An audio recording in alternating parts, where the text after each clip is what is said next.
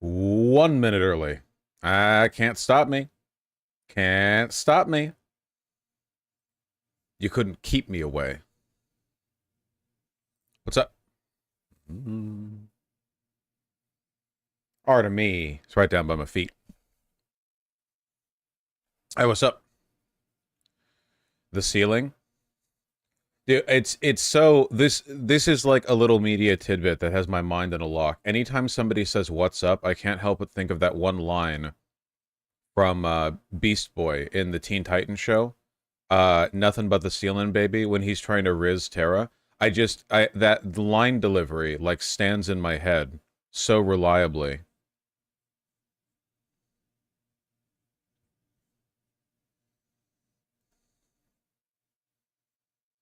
Did you change the camera again? Not from the last stream. I really need to watch that show. Yeah, Teen Titans Go. It's great. Cybertruck died. Cybertruck died.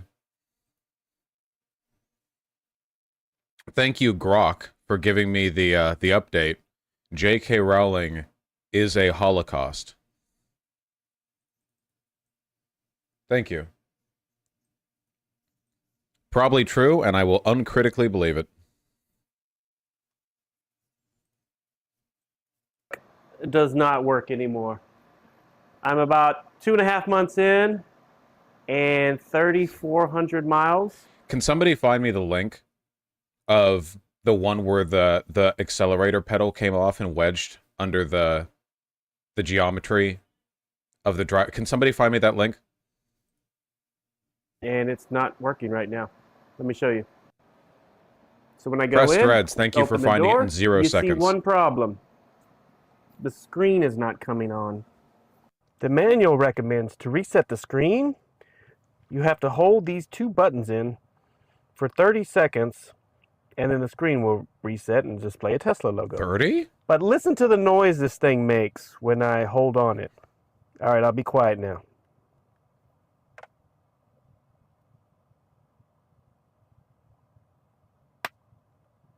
That was a weird popping sound. What the fuck? AC goes off.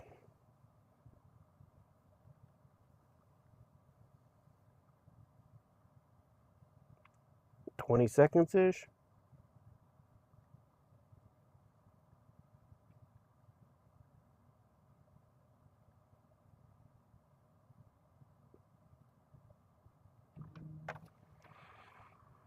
All right, you heard some noise up there. Okay. And we're supposed to do another 30 seconds before it displays a Tesla logo and resets. 30? Wait, a full minute for a restart? Anybody wondering? The back screen's on fine. So what did I do different? Today I went to the beach. I took the dogs. There'll be a video on that when I get to it. And went home. Took it through the car wash. Make sure all the sand's off. Vacuum the inside. But I noticed there was some sand in the truck bed. So I put the tonneau cover up and I just hosed off the sand in there, and there seemed to be little slots. In the truck bed? That's the only thing I've done that's different. In the truck bed? You mean the thing that's supposed to carry stuff and also be open to the rain? The truck bed? Then I pulled it in the garage and nothing. Remember when Elon said that the Cybertruck would be able to swim across rivers because it would, like, float or something? Couple minutes in. Should have had a little T up here by now and a new display. I genuinely think there's going to be a class action lawsuit against Tesla for the Cybertruck. I am hearing there are, like, so many problems, and they lied about it so much. Like, this is one of the biggest vehicle flops in recent history, you know? And the only reason why this information isn't more widespread is because it was expensive enough and they only made a few of them, that the only people who got them are, like, Tesla hyperfans. That's the main difference. There have been vehicle flops in the past, but there hasn't been an insane cult of personality around the person who made the vehicles, you know? There had, like, the previous vehicle flops weren't all swooped up by people who are incentivized to be lunatics about them, you know? Look at this other one that I saw. This one is insane. This is like fully like a lawsuit waiting to happen. So apparently the Cybertruck has a stop zone, and I might know why. It's got something to do with the accelerator pedal. So let me show you something interesting about my Cybertruck. Is No spoilers, chat. that pedal looks different, right? Because it's missing this. So a couple days ago I'm driving, and let me see if I can get a good view here. I'm driving and this goes here.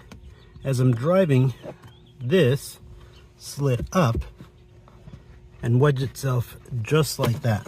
You're gonna die. Right now it's not clipped on, so it's kind of hard to see, but this wedged itself right there.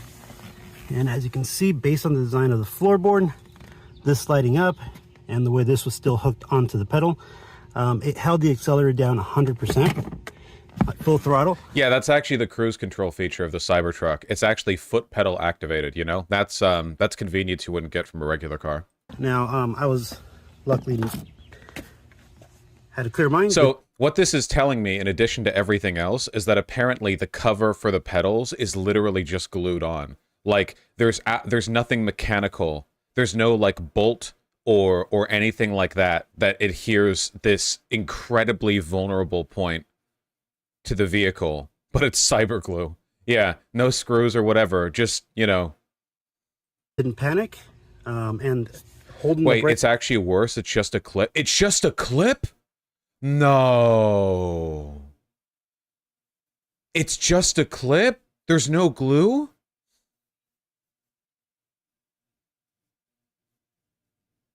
Brake down, overrides the pedal. So I was able to stop the car, but anytime I lift the brake, it would start accelerating again. Why the cover then? To make it look cool. I stopped the car. Also traction. Also put it cheaper. in park, got out. At first I thought the pedal was broken, but then I realized that nope, this was wedged down here under this little section here, not allowing this pedal to come back up. So yeah, look at it. Look at the underside of this cheap. Look at this cheap plastic. Look at this. Yeah, there's no glue or any like darkening sections where you'd see like bits of glue or what. It's lit, and it doesn't even go all the way over it too. It's literally just like a slide with like a clip on the edges or whatever. Like the fact that this came off at all means that it's possible to pull it up by like pressing the plastic outward, like concave towards you, you know? Jesus Christ. So, yeah, looks like there's a recall or some kind of stop cell for that. Somebody that panics, that could be pretty dangerous. Crazy. That's fucking wild. It's a miracle that this hasn't killed anyone yet. Well, from what I can tell, it seems like the people who own Cybertrucks know that they're death traps. For one, I've only seen one on the road, okay? And I live in Seattle, you know, I don't live out in the sticks, right? Like, I live in an area that is full of tech people. I've only seen one out in the road, just one. And every time I see anyone talking about them online, it's either a blue check talking about, like, look at this outdoor off-road trucking piece of beauty, and it's somebody driving on a slightly bumpy dirt road. And they're doing it for blue checks, for ad revenue, they get ratioed, you know? Or it's somebody complaining about how it's breaking. So I have a feeling that, like, a lot of the people who own these Cybertrucks understand on some level that they're essentially just buying, like, a driveway baby, you know?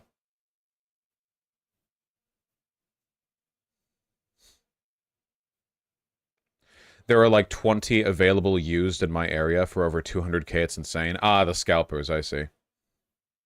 Apparently Tesla has paused deliveries and people think it's because of this video. Well, this is like, this should be like gutting Tesla. Like, this is a death trap right here. That is insane. This should be like, if this was like a Japanese car company, the executives of Tesla would be lining up for seppuku. Like there would be like a guy bowing and apologizing into a podium microphone before he and like 15 executives behind him like procure knives. You know, it would like yeah. It's unbelievable. It's like it defies belief. Highest valued car company. Remember, highest valued car company. Remember that. In the history of the world, right? In the history of the world, highest valued car company. Yeah. Mm-hmm.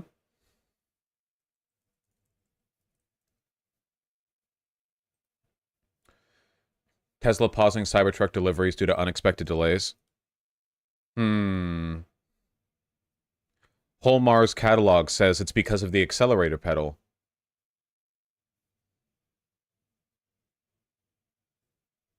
How does Holmar's catalog know that? Tesla has been ramping up production of the Cybertruck at its Gigafactory. Love that, Gigafactory. This is from Teslarati, by the way. In Austin, Texas, with recent drone footage. What?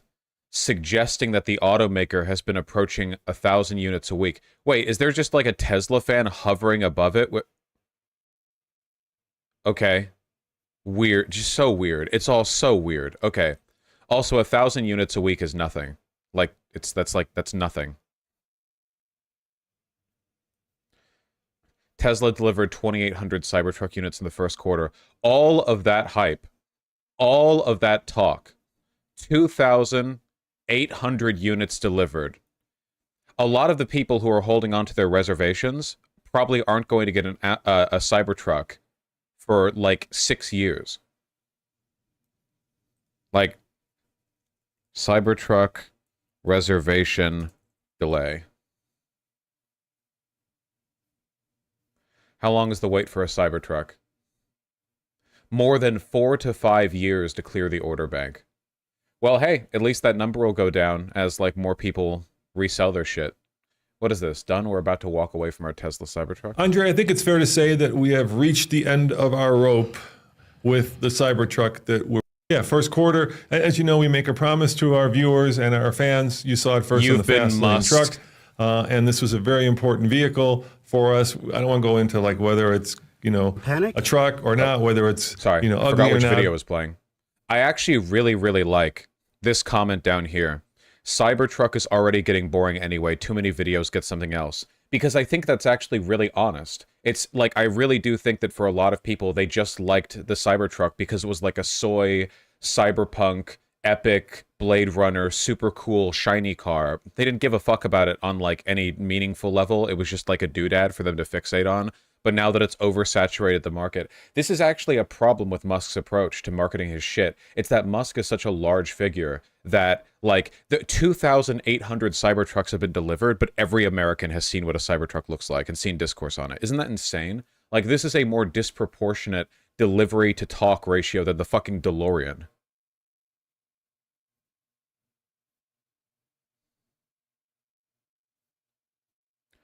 And while the vehicle isn't on sale outside the US, and it may never hit some countries due to stricter pedestrian safety regulation, I love to be a propaganda rag for Tesla and say the reason why we can't sell our trucks abroad is because they have better safety regulations.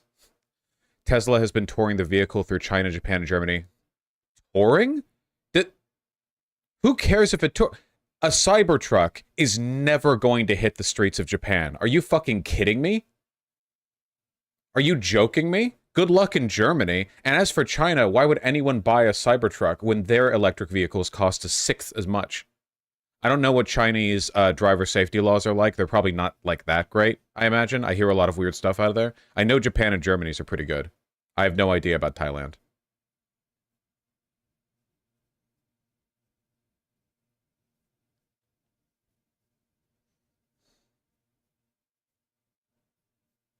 KYS, Tafty.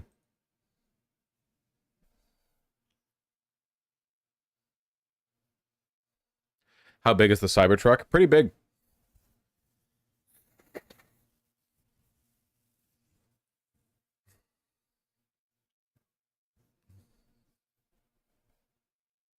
You're welcome, Tafty. Yeah, like, Japan hates you if you own a car. It's great. In Tokyo, they don't even let you... My understanding is, in many parts of Tokyo, I don't know if it's every district or prefecture or whatever, but in many parts of Tokyo, the government won't give you a license to own a car unless you can prove to the government that you have a parking spot. So, unless you live in a house or an apartment block that has a parking spot, like, allotted to you, you cannot get a car because they don't like cars taking up public space, you know? Because a lot of the streets of Tokyo, you know, look like this. And they don't want to have cars choking every square foot of their like public space as you walk around. You don't when walking around Tokyo, you're not walking on a sidewalk that's bordered by a bunch of parked cars. You know, that's just not. I know I'm showing the touristy streets here, but again, I went to Tokyo, I walked around for a while, and seeing parked cars wasn't that common. The most cars that I saw, the most frequent times that I saw parked cars, where there would be, like, temporary loading bays in front of businesses, and sometimes there would be those little beep-beep pickup trucks that would be backed up, like, in the alley next to a business for unloading and loading and stuff. And it was awesome. It was great. It was amazing. Cars, like, barely got in the way of anything that I did. And why would you ever use a car in Tokyo? Why would you ever? Do you have any idea how fucking robust their public transit is? It's insane. You wait 2 minutes, you know? Again, like, speaking to the honor of the Japanese people, if the train gets there more than 30 seconds late, the engineer for that train commits seppuku right there in front of you, and then a replacement, the next guy gets promoted and takes his place. He says he swears he won't do that, you know? And then it's insane.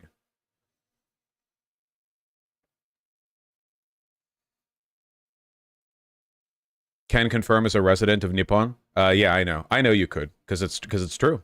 Yeah.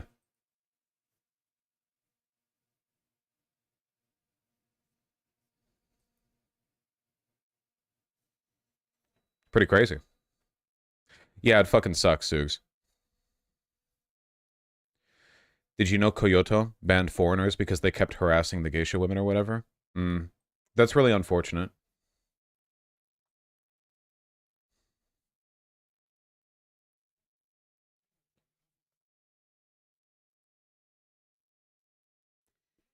I'm not entirely sure what geisha women even are. They're not they're not courtesans, right? They're more like beauty. They're like beautiful attendants and like not what's the term? Like housemaidens / entertainers / beautician. Like they do like the performative element, but they're like associated with there's art to it. Yeah, it's kind of like burlesque a little bit, right?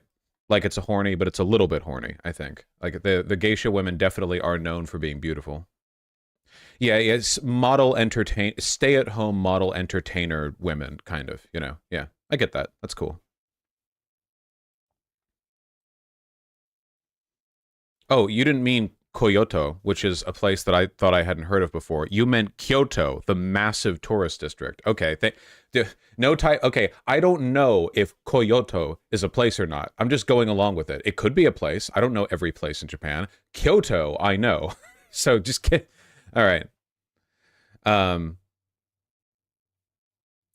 residents asked city council to crack down after rising tourist numbers leads to increased harassment of traditional United. Yeah, that sucks. Man, I hate the tourism industry. Even towards wealthy countries, there are problems with it.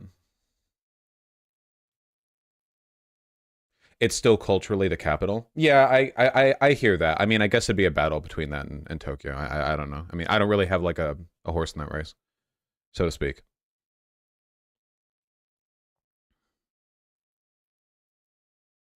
Gyeon, where Gaiko and Maiko traditional entertainers can be spotted on their way to evening tea house appointments. Okay, wait. Pardon me for this. In the Wano arc of One Piece, is that one lady a geisha? The beautiful one who has the fan? Who had been waiting the downfall of the such and such? No spoileronies. Is that like a geisha? Yes? Okay, gotcha. She was cool as hell. I mean, she was a bitch at first, but whatever. Girl bosses? She is indeed a girl boss. Yeah. And refrain from touching the women's expensive kimono. I think that if you see a woman dressed like this in public and you reach out to touch her robes, somebody should procure a sword and cut your hand off. I have no idea what other... I have no idea what... Like, that seems like the only rational... Like, that I don't know what else you could do, really. That's insane.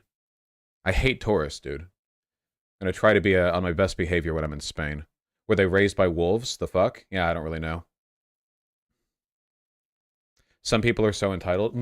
You know how they say, like, the Chinese are the worst tourists in the world? I wonder who's worse in Tokyo, like Chinese or America, because there's probably a bunch of both, right?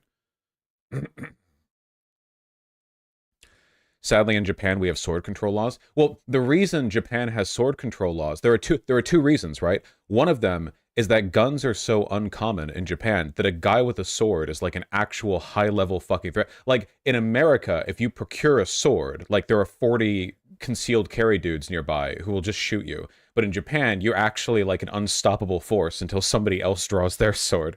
And secondly, the samurai were like a thing for a while, you know?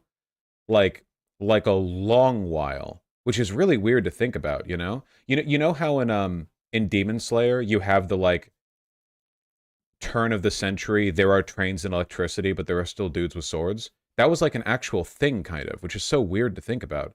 Because the guns they got were imported, right? So, like, not everyone had a gun. It wasn't like the Wild West where everyone had a fucking revolver or whatever, you know? So, that was still like a thing. It's just so weird to think about. The samurai outlived their role in society by probably a couple centuries. Keep in mind that there's still a British aristocracy, right? Like, this is something that Americans don't understand. In America, we don't have an aristocracy. We have wealth. But our wealthy people, take a look at Silicon Valley, our wealthy people act mostly like normal people, kind of. Like, they're not that culturally distinct, you know? If you take a look at what wealth in America looks like, they're basically just wealthier, normal people. But the wealthy in the UK, in England specifically, they have an actual aristocracy, like old money. They go to the same like private schools and the same districts and the same like clubs and everything, and they're like actual proper aristocrats. They don't have the level of like cultural mobility is much lower there, you know. It's very, very different. It's not just a wealth thing, you know. Yeah. Like all of the big British journalists, politicians, like wealth makers, whatever, kingpins, whatever you want to do, like business owners, the bourgeois, they're all part of the same, like, not just capital, they're not just part of the same economic circle, they're part of the same social circle, and that's the difference in America, right? Because all wealthy people in America are part of the same capital group, right? The same economic circle. But they're not all part of the same social circle, right? There are like East Coast New York millionaires and like Texan oil baron types and like Appalachian and they're all very culturally different, even if they share the same economic interests.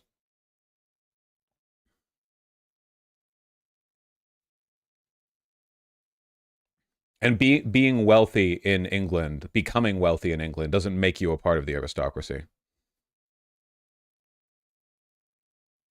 Interesting, Barky. I'd have to look into that. Which ones do you think taste better? I cannot imagine that British people taste good.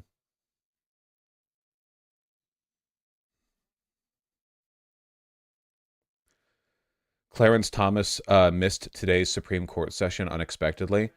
Clarence Thomas has the potential to do the single most morally justifiable thing he's ever done in his entire life, and stop. We'll see.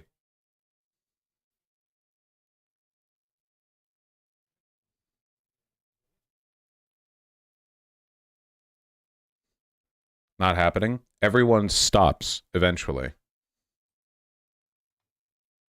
Yeah, that's probably true, Thana. There's a lot of like Chinese-Japanese mutual hatred, which, by the way, personally, I kind of think the Chinese have a right to be dicks while being tourists in Japan. Like, considering what the Japanese did and haven't apologized for, Shinzo Abe was literally like publicly joking about not disavowing the war crimes that they committed in Manchuria during World War II. Like, yeah, I don't know. Korean people too, yeah, for sure. Like, can you imagine like Jewish like tourists visiting Germany if Germany like never apologized and the current leader of the German government was like making jokes about Auschwitz, you know? Like or he like the like a current German leader making like Arbach Mike frei Mike I don't know how it's said. That thing, like, it's literally that. Arbeit Mike. Is it Mach? Not Mike? Arbeit Mach. I shouldn't be saying this. I don't know why I'm saying this. You pronounce all the words wrong. Maybe by pronouncing them wrong, I'm actually, like, ensuring like I'm protecting myself from the clips, right? You know, because if I pronounced it like really weirdly well, that would be cause for concern, you know?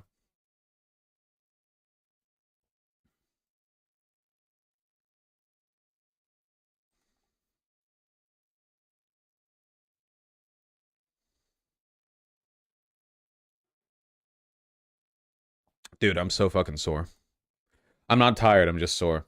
The other day I went hiking with a girl that I like, which is, you know, generally a fun time, but she's like really outdoorsy. So I picked the place that we were going on a hike to, and it was appropriate for my level of energy and athleticism, but probably not for her. So I was like hiking with her and she was ahead of me, and I was like, yes, you know, it's a good hike. And she's like, yeah, and I'm like, yeah, it's pretty. Yeah, it's pretty high. And she's like, yeah, and it's a good walk. It's a good walk. You know, I'm breathing like perfectly level voice. You know, so you know, got a good workout.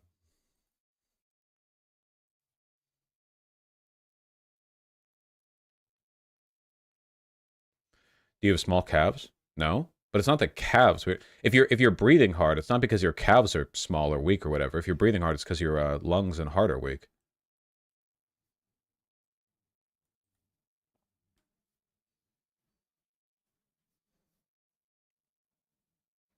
I have been working out, Amelia. Getting mogged in your date. I would never want to date somebody who couldn't mog me. You guys are weaklings.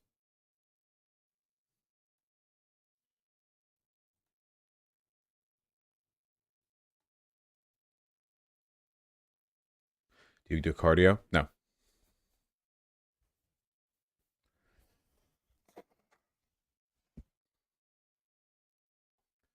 Vosh forgot to wear his insoles so he could walk indefinitely. Again, wearing insoles is about foot and ankle pain, not about being tired. Those are. Have you guys ever walked before? What do insoles and calves have to do with being out of breath? Would having insoles in make my lungs stronger? What how well, actually walking with proper posture does make you exert less energy, but your muscles still need the oxygen either way. You need to become ripped. I mean, pretty light right now for me at least, you know. YouTube is shitting the bed. I'm sorry if YouTube is shitting the bed. It's YouTube. OBS is working fine right now. Blame YouTube. You have to blame YouTube.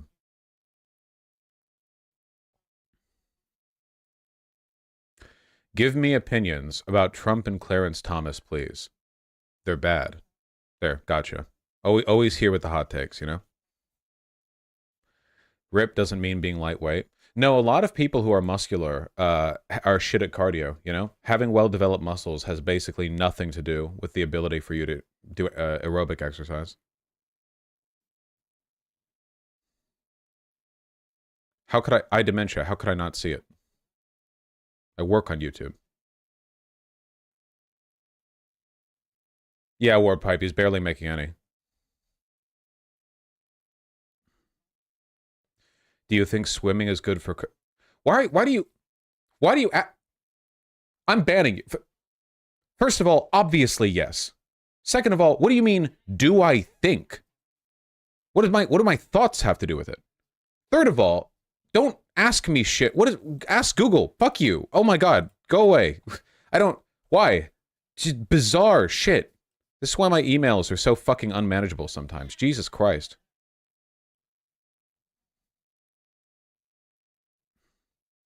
How do you feel about tucking a plain shirt into jeans? That's fine. I do it, and I like how the shirt doesn't drape down super far, but I've heard some people say it isn't fashionable. There's no flat yes or no to tucking a plain shirt into jeans. There's a bunch of different factors to it, and you can choose to do what you want. It's totally okay. I think as a general rule, if you are wearing pants and you have a belt, you should tuck in your shirt, both because it looks weird to have your shirt like fold over the edge of the belt, and also because you're kind of like hiding a cool part of your outfit, and also because, you know, a belt does a good job of keeping a tucked in shirt in place, you know?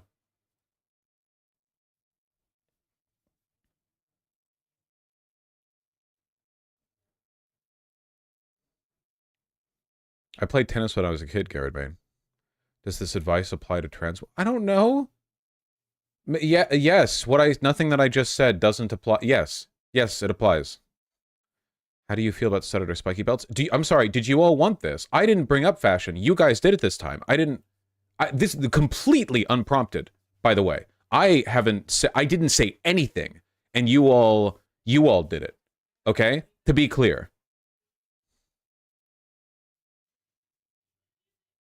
You trained as well? Clearly not.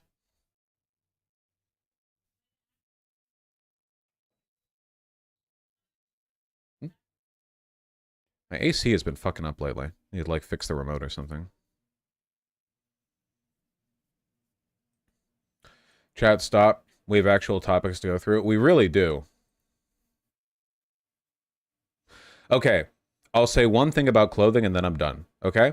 Before we went hiking, I said to the girl that I was with that I didn't actually have any clothes that were suitable for athletics. Like, I had light shorts and a t-shirt, but not for anything like hiking, because you kind of want a jacket. But all the jackets that I have are relatively heavy. They're dressy. They drape heavily, you know?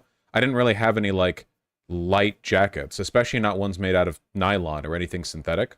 So we went to REI, the outdoor clothing athletic store, and we ended up getting a bunch of stuff, and I tried a bunch of stuff on. I really liked the purchases that I got.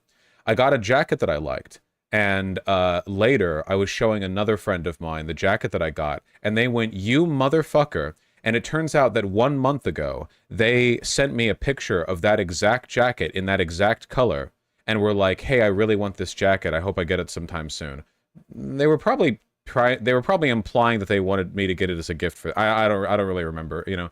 But it turned that was the one jacket that I zeroed in on. Like, as soon as I entered the store, there were like a million jackets, and I saw it. I was like, yoink, and I got it for myself. So anyway, then I got it for them too, and now we're jacket twinsies. So if we go on a hike together, we'll be jacket twinsies. We'll both be voguing in our jackets.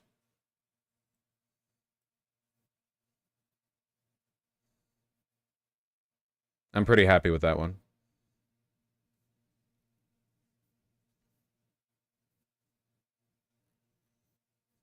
Show us the jacket later. I don't want to overcommit. Yeah, the Radical Dino. I've seen the female Custodes thing. It's so dumb. Dude, the Warhammer chuds are so fucking annoying and boring. If you go into any Games Workshop these days, or any, like, tabletop game shop, it's going to be packed full of, like, homosexuals, you know? It's just these... I guarantee you a lot of the people online who whine about this shit, like, don't give a fuck, actually. Like, they don't actually play the game. They just use it as, like, a culture war vector point. You know, they don't actually give a shit. Who the fuck cares, okay? You know, they retcon shit literally all the time. Like, there have been hundreds of individual instances of stuff being changed in retcon. Who gives a shit? They're so desperate to keep the Custodes male only. They don't play the games, they read the book. I don't think they read the books either. What's the retcon? There's a group of 12-foot tall golden dipshits called Custodes, and they were all guys, but now some are girls. There are a bunch of people who are really, really, really invested in the idea that all of these, like, futuristic fantasy genetic super soldiers have to be men for some reason. Like, the presence of a womb would be a deterrent into becoming a 12-foot tall super soldier somehow.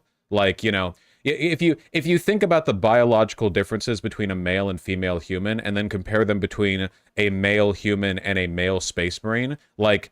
A space marine is a different species. I have no idea how people genuinely think there's any lore explanation for fucking, like, oh yeah, no, a male human can become a space marine, a completely different species with 50 more organs or whatever, but not a female. It's just dumb. It's boring. It's dumb. Was there a lore reason that they were all guys? Because the lore was originally written in, like, the 70s or some shit, and it was just like, yeah, man, oorah. It wasn't like... But nowadays, like, that's it. There's no point. There's no, like, science to it. It's not like there's any, like, actual biological underlying fucking write-up on, like, oh, actually, here's how a female couldn't become a space marine. It's just stupid. TBH, they probably don't have a womb given all the surgical fuckeries they do to Custodes. Of course they don't have a womb. They would remove the womb. Why would they still have a womb? Don't they, like, castrate male space marine? They don't have sex. They don't reproduce biological... Well, not all of them. Okay, some of them are wacky. They're literally all transhuman, yeah. Custodies are different from Marines. Marines are mutants. Custodies are gene-tailored perfect humans. That is some custody fucking bullshit right there. That is some goddamn propaganda, you supremacist, okay? The Custodies are just shinier Space Marines, all right? They just did a better job with it. They kept all the goddamn organs.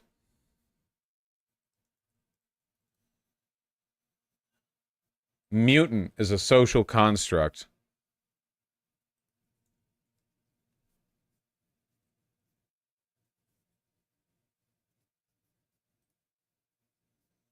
Hey guys, you have to understand, okay? Only a human male could look like this. If you're a human, so a human male would standing up at like full height would come up to around here where my mouse is. Only a human male could be transformed into this. A human female couldn't. It wouldn't work. This is a very serious universe, by the way. This is a very this is a very like, you know, grounded universe that we have to.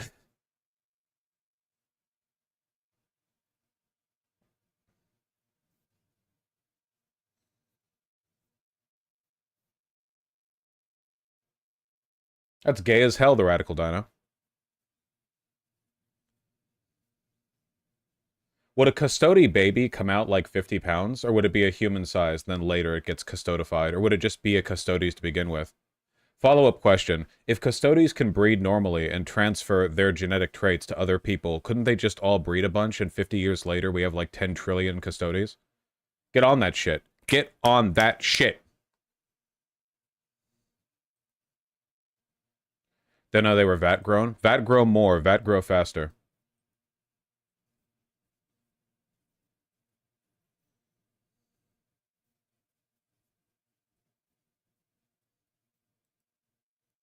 Wouldn't trans women then be able to be made like this? Yeah, that would be like the ultimate fucking meme concession that you could make. You know, all of the GM chuds are like, no, males are males, females are females, there's no such thing as being trans. Like, okay. And then you have like hyper-feminized, estrogenized custodies who are biologically male or something. That'd be a good bit.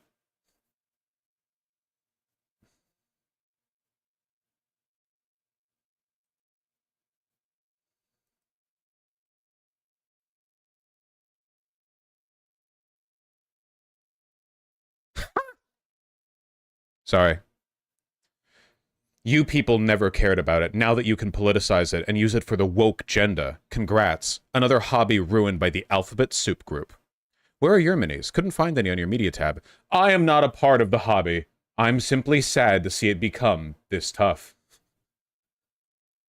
Reminds me of the attempted comics book gate, where a bunch of people who don't read Western comics jumped into the subreddit for Western comics and said, hey, SJWs are trying to ruin your comics by infiltrating your communities, even though they don't read your comics. And they were like, hey, do you read our comics? And they were like, no.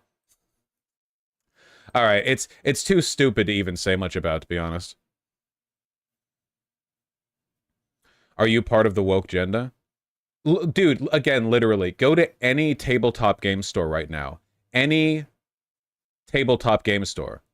I'm telling you, decent chance you'll find like a homosexual or a transgender there. They're all over the place. This is entirely an internet phenomena. You know, like I'm not kidding. Okay, trust me. I was playing with Warhammer miniatures back when I was 14, which is as early as I could have reasonably gotten to that sort of thing. I feel I've gone to so many game shops in my life. I've talked to so many people. I've made so many friends in that space. Even though I don't play the game anymore or have the tabletops, or I mean, I have a few painted back there, but that's just because I wanted to paint them. You know, like I promise you. This community has always been filled with homosexuals and transgenders. And you know why that is? That's because, A, as we know, all trans people are autistic. Who else is autistic? People who play Warhammer 40k. Also, all trans women, in particular, are nerdy computer geeks. Who else is nerdy computer geeks? Fucking tabletop players. It'd be like complaining that queer people didn't exist in D&D roleplay groups, like, more than a few years ago.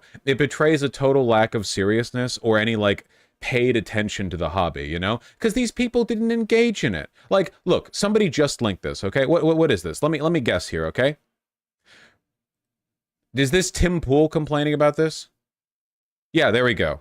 Like, this is your average conservative quote-unquote Warhammer 40k fan right here, okay? Tim Pool doesn't play 40k. Tim Pool doesn't know anything about 40k. I guarantee you that he doesn't. It's just the, like, Trump God Emperor meme. People say that 40k has gotten more left-leaning with time, but I would actually argue that the big right-leaning shift was artificially done back in 2016 with the God Emperor Trump memes. Genuinely, I feel like prior to that point, like there's always been like a chauvinistic element to the Warhammer 40k community, but it was literally just 4chan neo-Nazis appropriating the aesthetic of like a glorious golden white man, even though the Emperor is, if anything, Native American. That seems to be where the fan theories lead, at least. He's like the collection of all the shamanistic energy of... I don't know if they've retconned that, because they're always retconning. Oh, Turkish, sorry. Turkish, Native American, not white, whatever. You know, however you want to go there. But they literally just took, like, art of the Emperor, pretended that he was white, and then went off with it. I genuinely don't think prior to that point there was that same, like, extremely grounded... like right-wing interest in the hobby. Yeah, it's like women's sports. Conservatives don't give a fuck about women's sports. They've never given a shit. They were, up until transgender women came onto their radar, not a single conservative had any opinion on women's sports other than, wow, girls sure do look hot playing volleyball on the beach, or, haha, women are so weak. That's it. Didn't he die and get reincarnated? The Emperor? He's done a lot of things. He's done a lot of things. The lore originally said he was born in Anatolia in the Neolithic age. Look, he's been around for a while, okay? He didn't get that powerful overnight. Did he ever eat ice cream? Oh, shit, boys. Do you think the Emperor ever ate ice cream? Or do you think he ascended after ice cream was made and no longer needed to eat? Do you think he would have? Do you think he would have eaten ice cream after ascending? Like his mind extends light years into the warp and he's still like, yes, delicious lactose, you know? Do you think he would make that noise too while eating it, you know?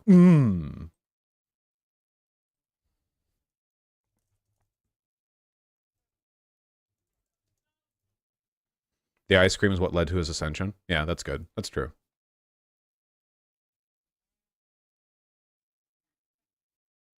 You know, there was an artist that I saw on Twitter who was doing some art of young Emperor, which I kind of liked, because he was really scrawny and brown, like he would have been around ages and ages and ages ago. Oh, here we go.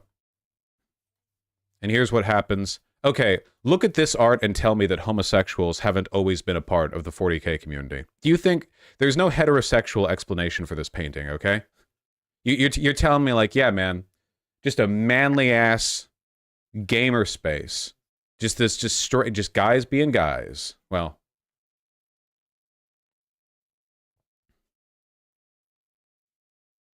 Is that a nipple piercing? Yes.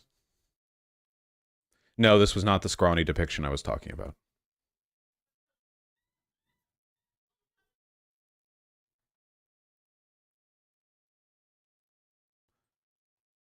Oh, wait, I think I saw it. I think I saw the...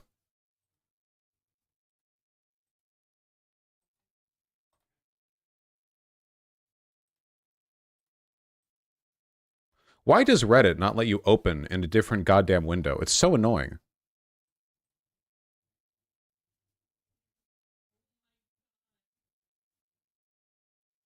Wait, is this not safe for work? No, I think it's fine. I'll just crop it from here just in case. I thought it was cool. It was just a bunch of weird art of him being around like 10,000 years ago, being a little freak. There's so much room for good art in the 40k universe. If you drop all of the like 1980s tier era, like weird, I don't know, macho bullshit. Like there's so much room in there, you know? Link? I already closed it. That's Cusco from the Emperor's New Groove. True. I thought the 40k Emperor was a mummy. He's a skeleton now, kind of. Okay, sorry. Got distracted again.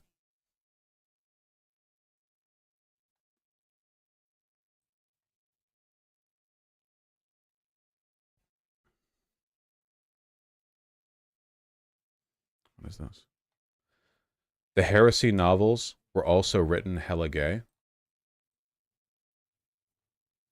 Okay, that's a lot of text that I'm not going over right now, but I believe you. That's cool and all. That's great. What was this? Yeah, I see a bunch of people complaining about the new Fallout show. First of all, you guys all knew the new Fallout show was going to be dog shit no matter what, right? The only good pieces of Fallout property that have ever existed were 1 and 2 before Bethesda got it, and New Vegas when Obsidian Studios desperately tried to rend it away from the incompetence that they inherited the property from. It's actually pretty good. I haven't seen it and I never will. Is Bethesda involved in any way? Yes? It's bad. All right.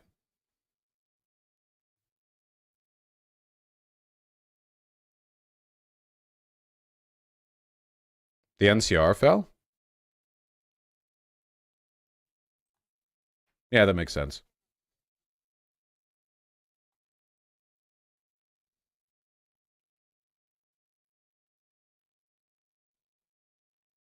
This is not a retcon of New Vegas. Well, how would that be a retcon of New Vegas? Wasn't the NCR kind of not doing that well in New Vegas anyway? H-Bomb talks about this extensively in his review of F. Well, it's YouTube.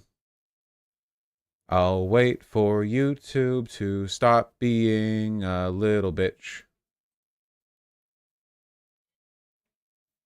YouTube is a little bitch. YouTube is a little bitch.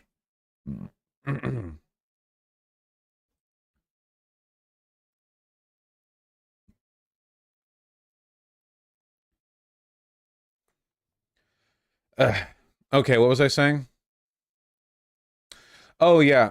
H-Bomb talked about this in his video on Fallout 3, but there was a pretty big difference between the world of Fallout 1 and 2, and then when Bethesda made Fallout 3, they just rehashed a bunch of the stuff from Fallout 1 because it was famous to the series or whatever.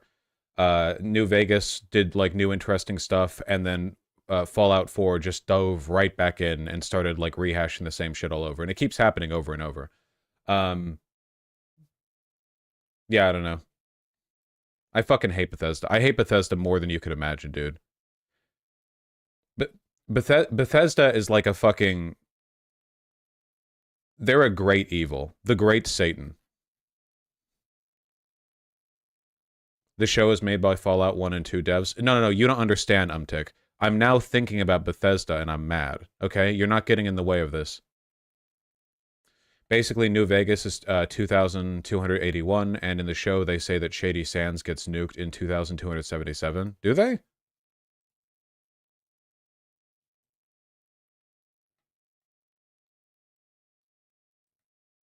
Is there like a timeline inconsistency?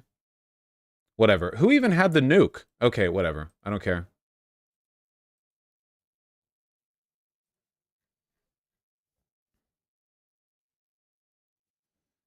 That's a spoiler for something I don't care about.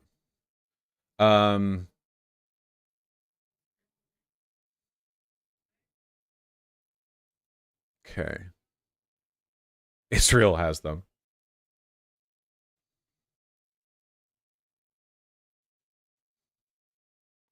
Uh-oh. Avoid chat for spoilers, I guess.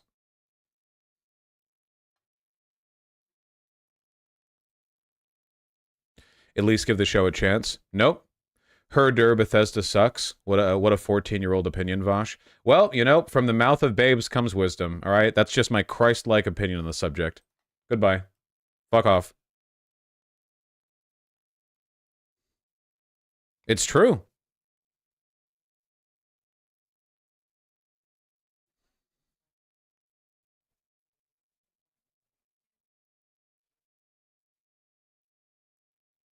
I got you, Masquerade. What is this? Trump media shares plunge more than 15% after company files to issue additional DJT stock. Shares of Trump media plunged after the company filed to issue millions of additional shares of stock. The dramatic slide came as DT headed to a Manhattan court to begin jury selection for his criminal trial on hush money related charges. Oh, man. He is so desperate for money. What percentage more shares of stock were put out? Let me see. Fell nearly 20%. Company began publicly trading. The share price has fallen more than 62% from $71 per share to $27 per share. Oh my God.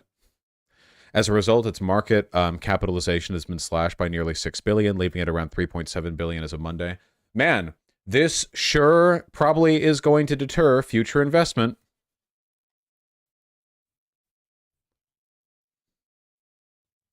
The filing describes a plan to offer more than 21.4 million shares of common stock issuable upon the exercise of warrants. The filing shows stock warrants give their holder the ability to buy shares at a predetermined price within a specific time frame. Is that price, for example, higher than the current listing price of the share? I'm curious.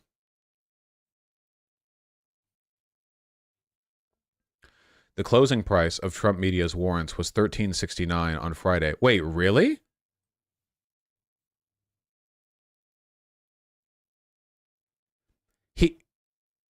He's listing them that much lower than the current. Oh, that's desperate. He's listing them at less than half the price that they're currently. Okay, so they anticipate the price continuing to plummet.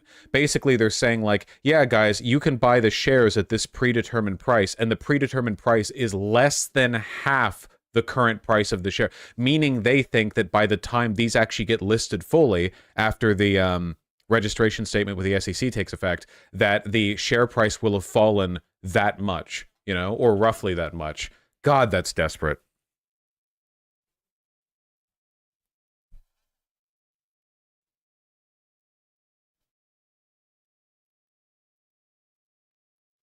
Probably lower. Probably lower. How does Trump fail at literally everything? Well,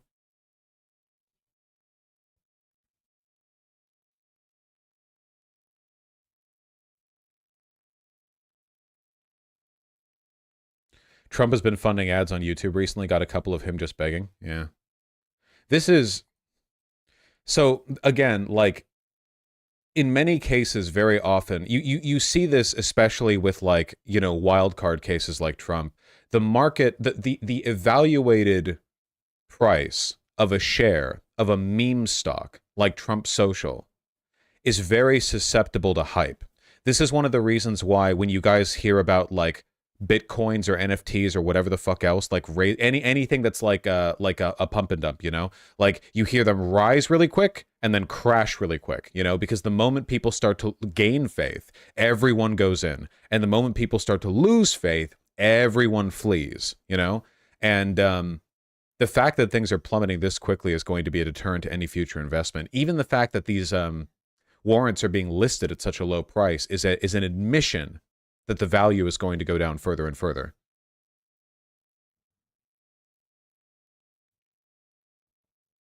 God, that's grim. Well, good for us.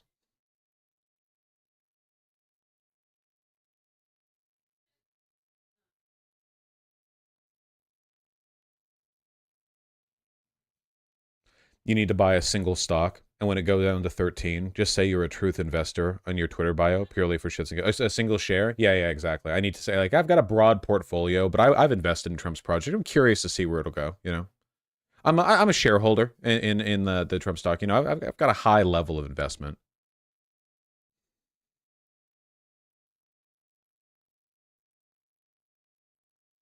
I thought Trump was supposed to be some kind of next level super genius businessman. It is nice being constantly reminded that some of the most wealthy and powerful people in the world are not only not special, they're actually specially dumb, you know?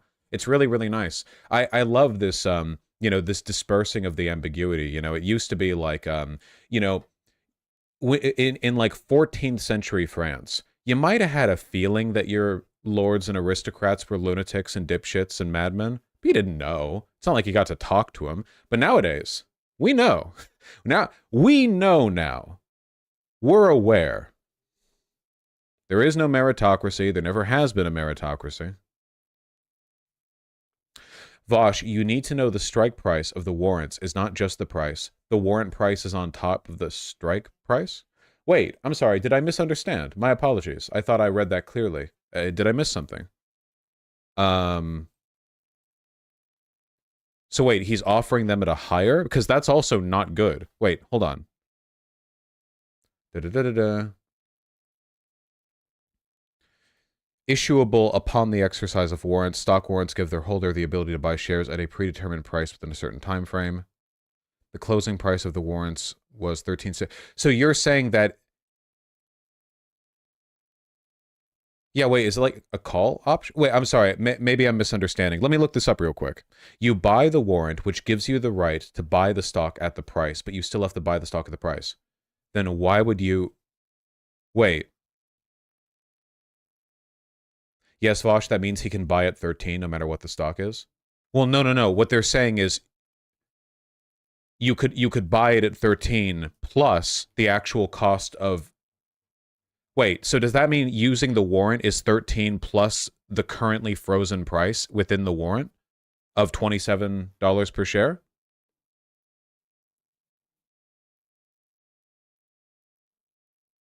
The warrants are currently trading at $11.78. The warrants have gone down by $2 since this article came out. Today? Yes? Oh my God. Stock, warrant, explained. Do you just pay the warrant cost, or do you pay it in addition to... Okay, hold on. A stock warrant is a financial instrument that gives the holder the right, but not the obligation, to buy or sell a specific number of shares of a company's stock at a predetermined price within a certain time frame. The predetermined price is called the strike price. Okay, so is this the strike price, or is this the cost of the warrant, which would have to be paid in addition to the strike price? Okay, I'm getting conflicting information from chat, and it's really annoying me. Okay?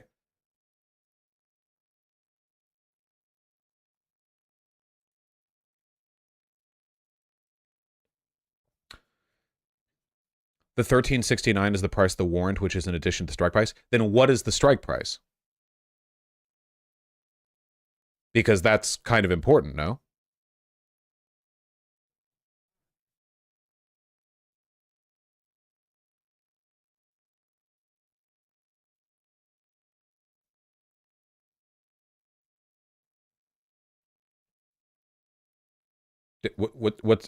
Isn't what the strike price is really important?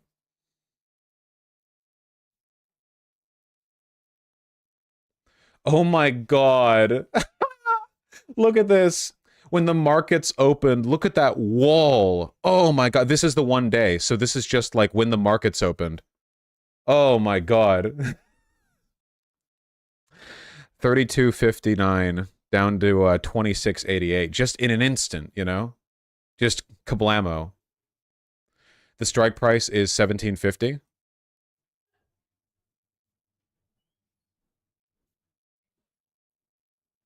Is that so here?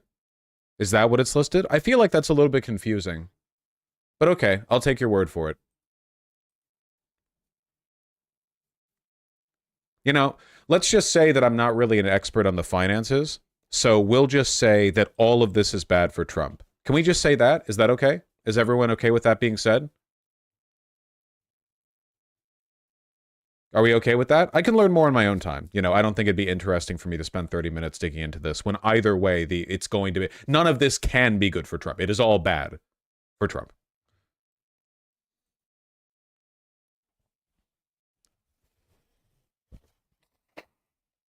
The article is badly written. Yeah, maybe a better article would have better info. All right. Watch the Al Capone arc is real and it's coming. I need a pinstripe suit is what I need. That would give me the strength.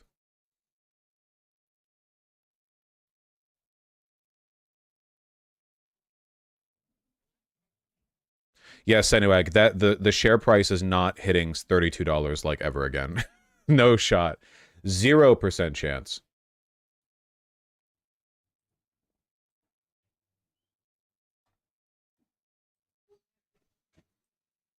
No way you actually read more about this. I will admit that I find the, like, minutia of the stock market really, really, really, really, really uninteresting because I hate that. I hate it and I hate them. But, you know.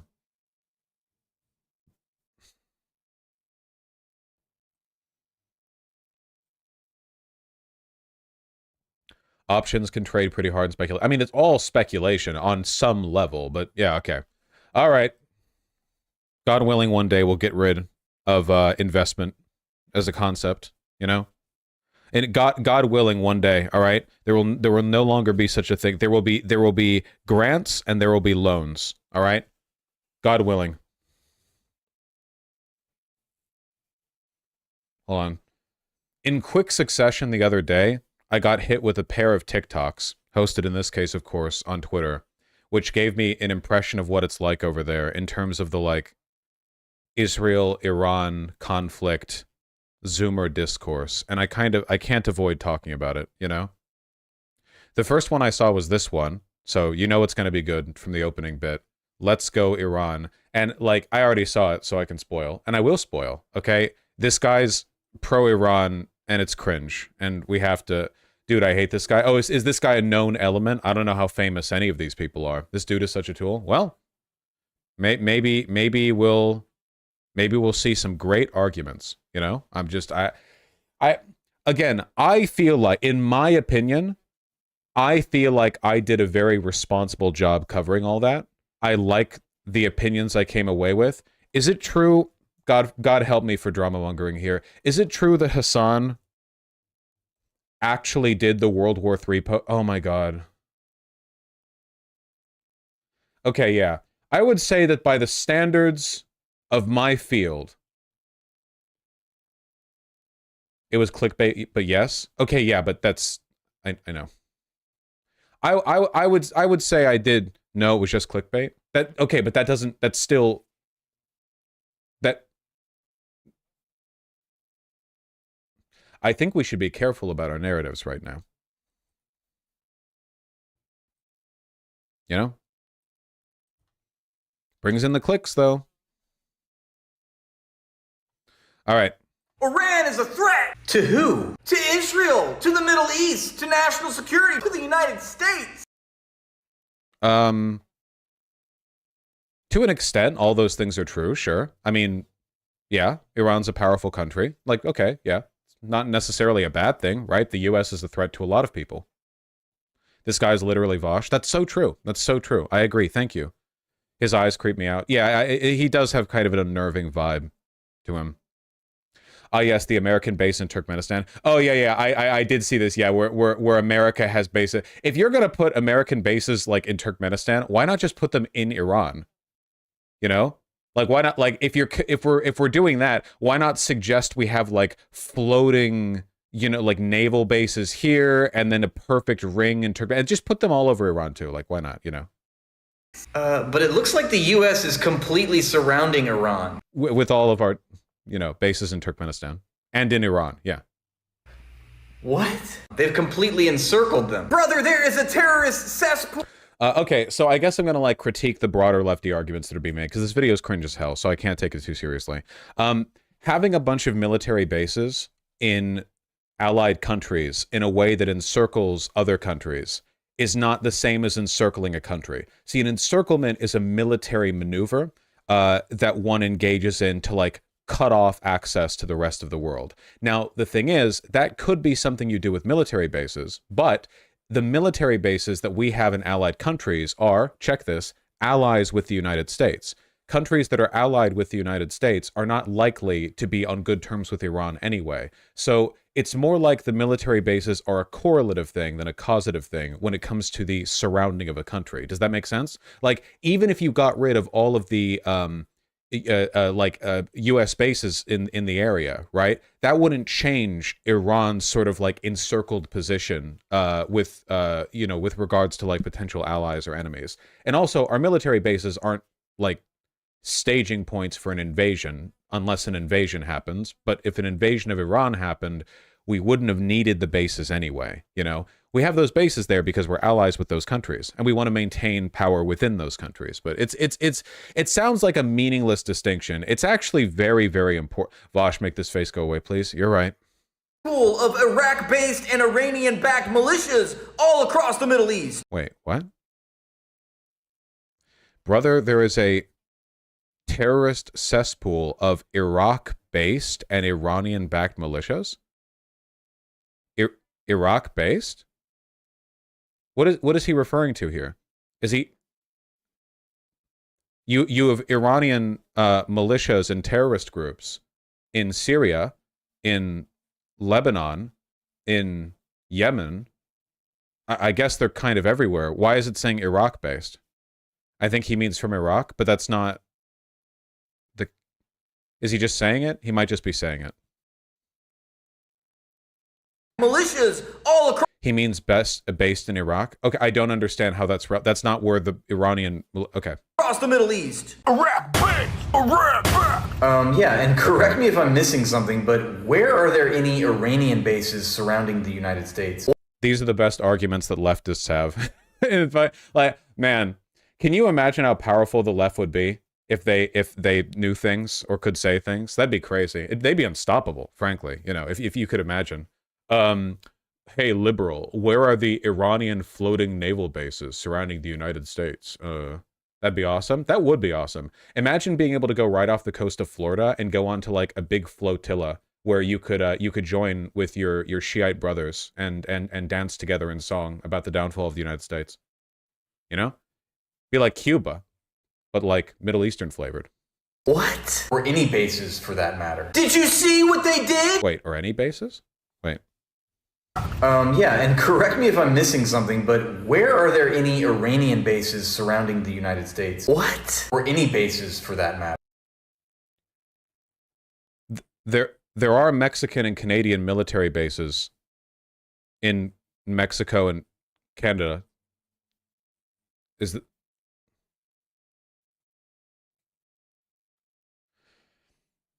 Vosh, he's referring to the PMF, a 250,000 man militia force in Iraq controlled by Iran that's supposed to be loyal to the Iraqi. Yeah, it's just weird that if you're talking about like state-sponsored terrorism from Iran, which they do, you would refer to something like that and not, I don't know, Hezbollah, Houthis, the groups in Syria. I don't know. Just seems weird. Don't really get the point.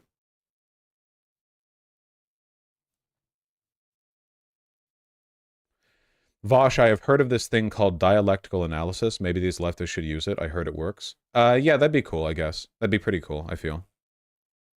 Artemy, would you like to stop crinkling the... Hold on. Can you... There's a little leaf thing that he's crinkling. Right there. You can't hear it, but I can. Artemy. Artemy, you're so handsome. You're so handsome. Whack.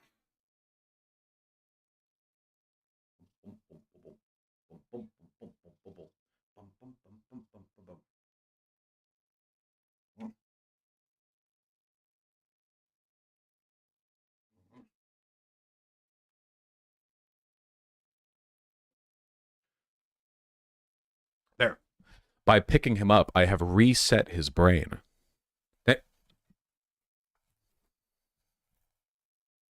Well, so much for that theory.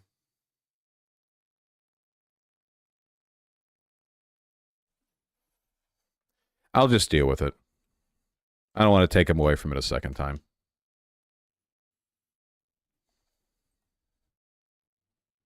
Did you see what they did? Yeah, they seized an Israeli cargo ship. That's piracy! That's not piracy. Because it's a state actor. That I guess you could say it's state-sponsored piracy. People typically mean a non-state actor when they talk about piracy. That's also not a federal crime.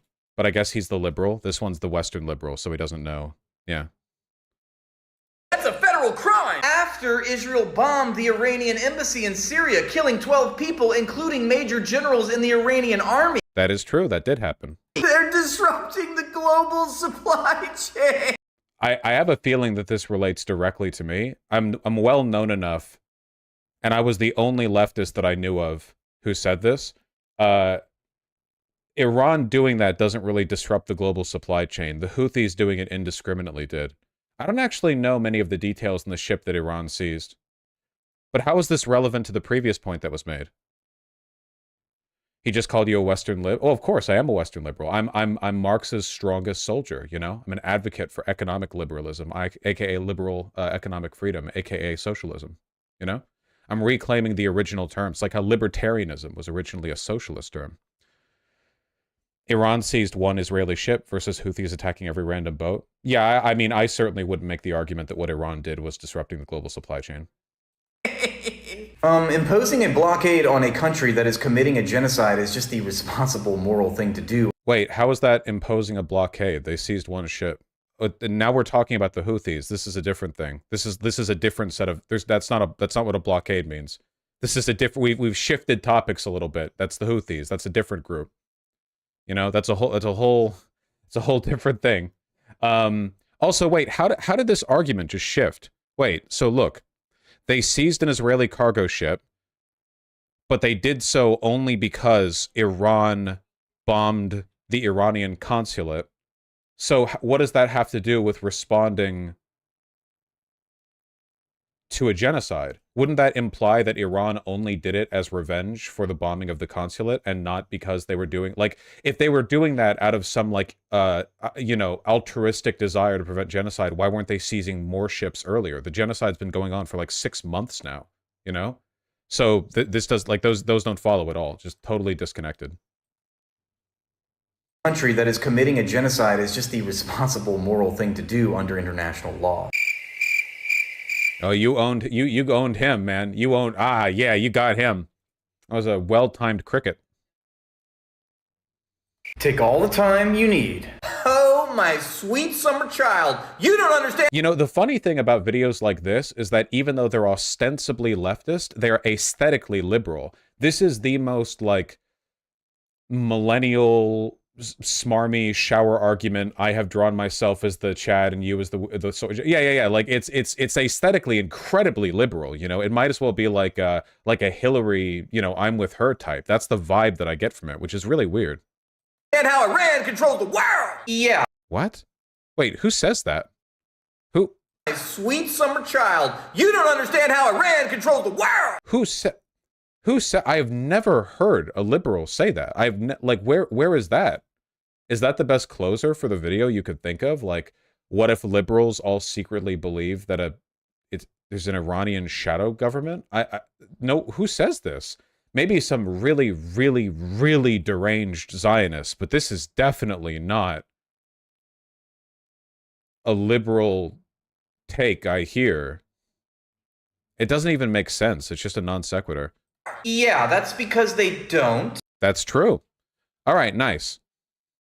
Well, that's the best that communism has to offer these days. What about what liberals have to offer? So I saw this video, which is from some astrology girl. I don't respect astrology or whatever. Horoscopes? I don't know what her shit's about. I don't really care. Her video seemed okay. But then this guy made a response to it. What's the difference between a liberal and a leftist? Leftists are cool, liberals are soy. What's the main? Attacking another country's embassy is grounds for war, bar none, doesn't matter who you are. That's grounds for war. Yeah, that can be true. That's true. Okay, now we got this guy. Let's go. Do you recognize that means America should have gone to war 65 more times than we already did over the last 50 years? Yeah, let's do it. Yeah, let's be morally consistent, guys. Frankly, yes. Let's do it. Yeah, I do like the name The Older Millennial. What fucking identity are you cultivating with that one? Because that's how many times our embassies have been attacked. In just the last... We should have declared America should have gone to war 65 more times than we already did over the last 50 years. Because that's how many times our embassies have been attacked. In just the last 50 years. I recognize that... We will quickly find this is not true. Bosh, this guy is a super chat. Just watch the video, man. The majority of your content is astrology, and I really recommend you stick with that. Because this energy you have for starting a war over somebody attacking your embassy, it's funny that you only have this energy now that it's Israel. Because here's the countries that have attacked our embassies over the last 50 years. Oh, by the way... We'll get to this talking point in a second, okay? So don't worry, we'll get to this in a second. So all these countries have missile striked our embassies. All of them. We'll get to that. That's page 1. Because these countries also attacked our embassies. According to you, we should have declared war on all these countries. Oh, and all of these. You would have been cool with us declaring war on Spain, Mexico, China, Montenegro. Yes. Like, all of them? Don't forget all these. No, you wouldn't have been cool with that? I thought you said bar none. Doesn't matter who you are. No, you don't have that same energy when it's... Didn't she say is grounds for war? I don't think she said you have to go to war. She said is grounds for war, bar none. Maybe we're just, maybe us Americans, we're just very, very pacifist, you know? Your own country? You don't have that same energy about protecting our own embassies? Here's the thing, I don't begrudge anybody an opinion. If you're going to chime in about shit like this, you really need to do some research first. If you do... Okay, let's skip to the funny part. So he does this like, I'm more educated than you bit for a while. Let me just go down to the, so this one was posted by the older millennial. It's not a repost from somebody else. Let me just go down here. Your face is shaped like one of those dogs that ate a bee. When did India attack your embassy? Please tell me the date. I see India on your second list right at the top. Sure. It was on January 22nd, 2002, when gunmen from Harkat-ul-Jihad al-Islami attacked the American Culture Center and Public Affairs Office in Calcutta. So it wasn't India attacking it. It was just like a group, and it happened in India. And Israel directly missile striked a consulate. So, there goes that list. Like, I'm checking all those fucking... Don't know the history. Don't speak on it. If you don't know what you're talking about, don't speak on it. Nor was it an embassy. Yeah, a culture center and an embassy are not the same thing. On it. It's always the fucking people with the watermelon in their bio. So this guy made like a fucking iPhone notes list of like every country where anything America was ever attacked by anything, and acted smarmy through all this. So because it had Indians, that's some deeply nationalist blood and soil shit. I mean, yeah, like that's the logic, right? Like some random guy, Vosh, it might have been this list. Oh, this list of attacks on diplomatic missions. Any diplomatic building anywhere around the world. And do you think he just found, like, anything, like, involving America? And it was like, yep, all this counts, you know? Something like that. In Peru, the embassy was attacked alongside a hotel, civil guards posted near the Ministry of Health, and a Nissan manufacturing plant where 1 worker and 4 terrorists were killed. There you go, guys. Peru attacked our... Wait, is Peru on the list? Is Peru on the list? Wait, hold on.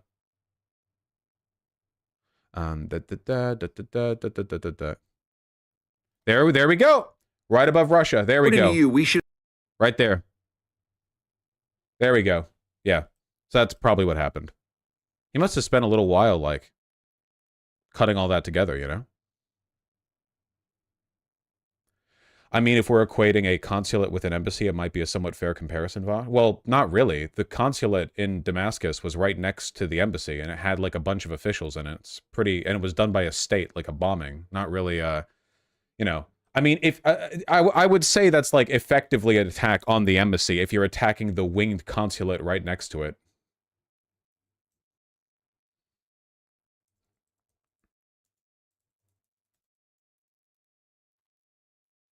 Yeah, a consulate is still like a diplomatic building as well.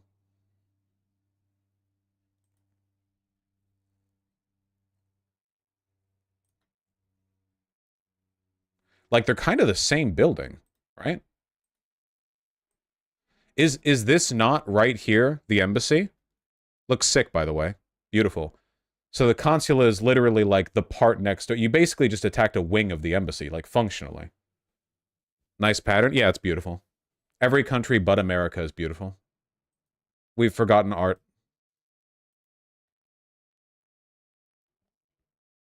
By the way, the strike also damaged the Canadian embassy, which is next door. The only solution to the Iran-Israel conflict is for Canada to invade Israel.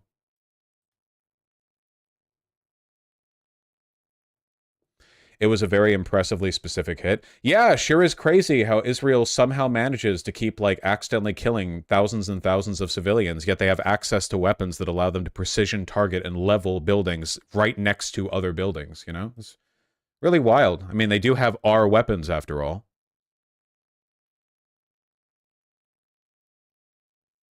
Canada dropping poutine or whatever the fuck it has in Israel. Oh, don't show Israelis poutine. They'll claim they invented it too.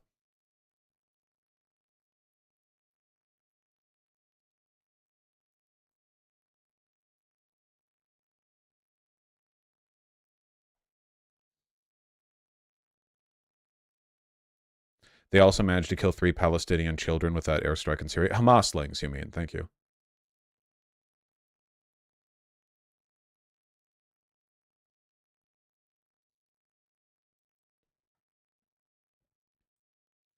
Did you see that one girl who got hurt by Iran was a Bedouin whose family wasn't allowed to build a bomb shelter in the Negev?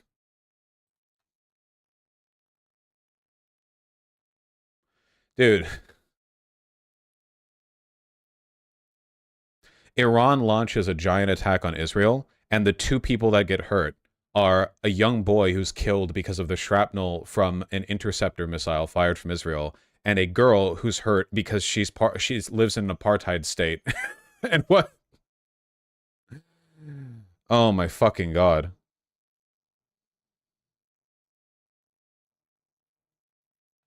The little girl belongs to the Bedouin community, descendants of Muslim Arab shepherds who live in the Negev are often denied many of the rights granted to other citizens. We have no shelter, lamented Amina's father, who criticized Israeli authorities for leaving him and his family at the mercy of the rockets and the missiles. Jesus Christ. While most Israelis have access to bomb shelters, many Bedouin communities are not allowed to build them. Israel is so evil that even when being attacked by another country, their evil still causes the harm. It's remarkable, you know. It would be like trying to land a punch on an apartheid era South African white, and it doesn't land because they've taped a protective shield of black babies to their entire body to soak up the hits. Like, it's so fucking evil, it's comical, you know. It's like a joke. Like, you can almost imagine them boasting about it, like a fucking Israeli being like, ha, Iran, you've only hurt one of your own Muslims, for you see, we denied them access to proper shelters, you know? So that's why Israelis haven't been making a national figure out of the dead girl?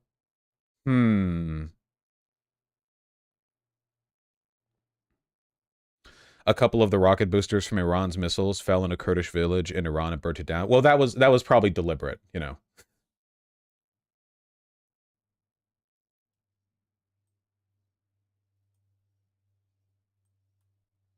Nice meme. I'm horrified. Kurds seeking missiles. Yeah, there weren't enough Kurds in Israel. That's the only reason there weren't any more casualties. Otherwise, the fucking Iran finding like a significant minority of Kurds Israel, locking the fuck in, and it landing every target like precisely. The drones and cruise missiles dodging the interceptors, you know.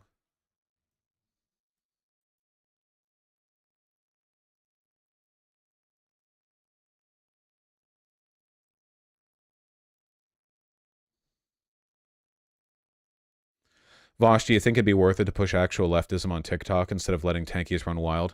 Unfortunately, I think that short video formats almost exclusively reward like sensationalist and reactionary takes. So even when people are on the right side of history, like the reactionary takes win. Like think about it. Some of the premier leftist content on YouTube is shit from like H-bomb and Contra. Hours-long videos that are, you know, for whatever my personal, like, beef with Contra, like, pretty fucking phenomenal in terms of their construction, their nuance, their ability to deliver a complicated point, to leave you smarter, I would say, having watched those videos. Where is that on TikTok? It isn't, you know? The most you can get on TikTok is people, like, trying to find a way to deliver their sound bites more effectively and more entertainingly within a 1-minute span, and that's just not an environment that we're... Like, I really do hate short-form video. I really, really hate it.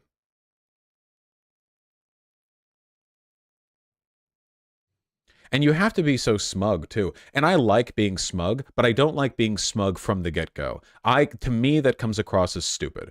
I like being smug, like building to it, for the most part. But on TikTok, because you only have like a fucking minute, you know, you kind of have to start smug, and the whole thing, it's all insufferable, you know? You got to work to your smugness. You do. You have to earn it a little bit, even if you already know. Like, I think you have to earn it. Yeah.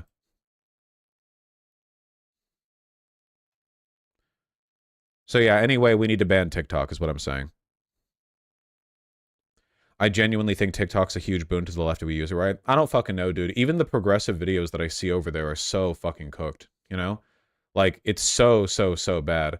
I'll see reposted videos of like black people basically saying like the way to racial equality is not race mixing that get like 100K likes, or people doing like weird bioessentialism. And the people doing it are actually like 16. Why should anyone listen to the opinion of a 16-year-old boy, girl, whatever, on gender essentialism? You are literally in the thick of it, okay? Are you fucking kidding me? Like, what are you talking about, you know?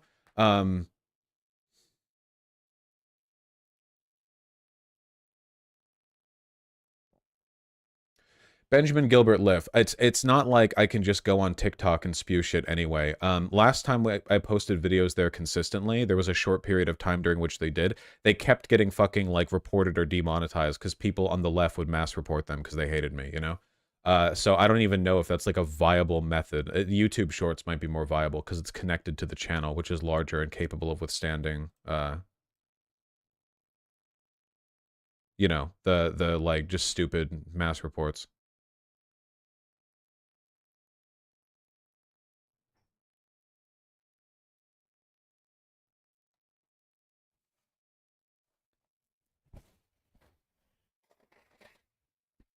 Yeah, I'm not gonna lie, Masagui. Every time I think about TikTok, I think that it should be banned. Just purely, like, I don't give a fuck about the China thing. It's just, like, I hate short-form videos so much. It's not like your income stems from TikTok, so there's nothing to lose. Spectre, I'm one guy, and I have a finite amount of time, okay? I stream for 30 minutes a day. I play video games for 13 hours a day. I need to take time out of that somehow to make TikToks, and then they don't even do anything? Like, come on, you know? I have to be reasonable with my time here.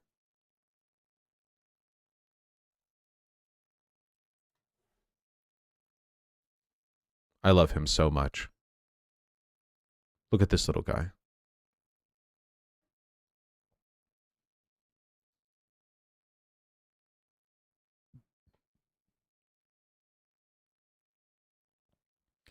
Why the fuck would you run your own TikTok? Because you still have to record and write stuff for TikTok. Like, my editors can do editing, but just cutting clips from a stream doesn't usually make for good TikTok content, especially if you're trying to do anything more substantial than just cut together like a laugh track about something funny happening. If you want to make an actual well-delivered, cohesive point, you need to write the script, you need to perform the script, and I'm not good at acting or like doing off-script stuff at all, you know? And you have to do it in like a different format, which means having an entire new layout or setup, you know, because you can't just do this. This doesn't work. I'm too wide for the camera. See? Think of this in a vertical format.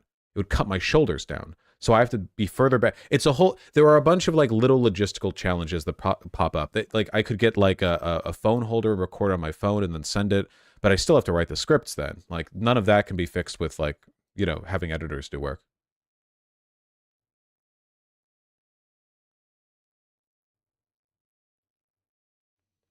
Do TikTok in a fisheye lens. Maybe for TikTok, what I really need to do is I need to do the PNG tuber thing, okay? I need to find like a TV head. I'm gonna look like the fucking Vex guy or whatever from Hasbin Hotel.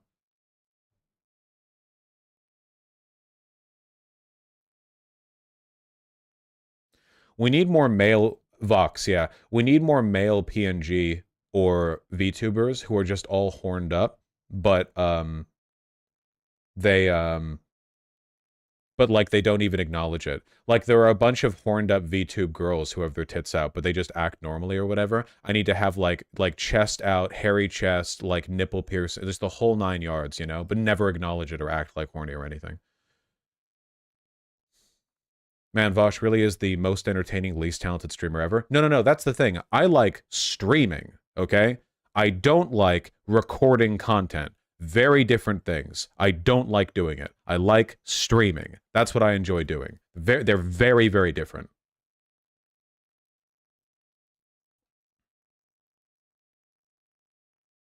Everyone knows who that is, Aruba. They're a legend. You can stream on TikTok? I think I did that a few times. Horned up male YouTuber, or horned up male VTuber, not safe for work. Thank you, Zelis. Okay, yeah, no. But no, okay. Oh man. I'm trying to think like how do I put this? How do I ooh man. Okay, I need to gotta think. Gotta really yeah, gotta think. How do I phrase this? Okay? If when you think horned up male VTuber, okay? And what you're thinking of is this, I question how committed you are to liking guys. You know, there's so much femboy content out there. I've had sex with You know what a femboy actually looks like? A feminine man. You motherfuckers are drawing fully estrogen, like not even like estrogen. You're drawing the thickest bitches and then giving them tiny little dicks, and it's like, oh, you know, yeah, I love these cute boys. Do you? Because I question it. Okay, there are like the fucking Kinsey scale of sexuality like shifts you. No, it's not.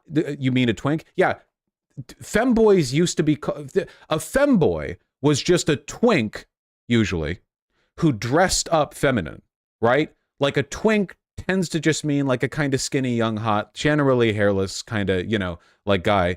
And a femboy was that, but they would wear feminine clothing or feminine makeup or whatever, or have feminine hair. But now, like, this is like a fucking arms race of estrogenization, where the only men that exist anymore that are being drawn in a sexual way are like bara lovers who are drawing like colossal hulking, or all the fucking like Laos porn that people have been drawing, where they're these massive, bulky, fucking huge guys. And then everyone else is either a woman or like a woman parentheses with penis, which, I mean, that's fine. I'm just saying that, frankly, you know, basically what I'm saying is the great replacement is real, but it's for men in horny art, okay? We are being replaced by an ever-encroaching wall of like, oh, I love boys, and then like the boy they mean is some kind of like fucking, you know, like, yeah, okay, sure, yeah, boy, yeah, find me lots of boys who look like that in the real world, you know, ridiculous.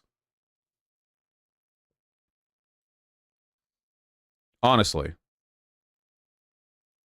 Finster had a spicy take recently that in 5 years, femboys won't exist and they'll all be trans by then. I think that's going to be the case for a lot of them, yeah, for sure. I mean, like, it's already happening. It's like that's not just like a process that'll start soon. That's already God, that's happened to so many like femboys, you know? As it turns out, like, if you're a non-estrogenized femboy and that's your identity, you have a fucking time limit, okay? Because time will catch up with you. You're not going to be able to maintain that aesthetic that long for most people, unless you take estrogen, in which case, you know, then you can just keep that going.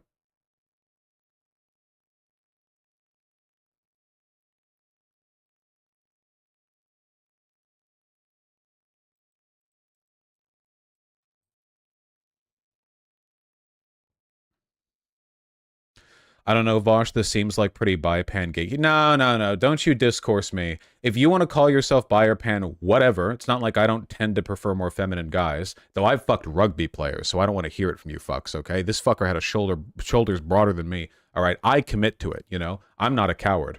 But like, you have to understand that, like, from the perspective of a mass guy, it is pretty weird for a massive amount of the so-called interest in guys to be relegated to people who are visibly indistinguishable from girls. Like, it's like people used to make fun of fujoshis for this, where like fujoshis are into gay men, but then you show them bare night at a bar and they start crying and throwing up. And by gay men, what they mean is, let's be fair here, perfectly androgynous hairless twinks who, you know, could easily be, like, would look women if you just put them in a dress, right? And it's like, people made fun of fujoshis for that. I'm not saying, listen, being made fun of for something is not the same as it's wrong for you to do it. You understand that, right? Like, you all get that, right? Like, you can be corny, and that's your life. Live your life. I'm not telling you that you have to force yourself to like bearish dudes, you know? And there's no limit of people who do in the real world. I'm mostly talking about like the drawings you see online.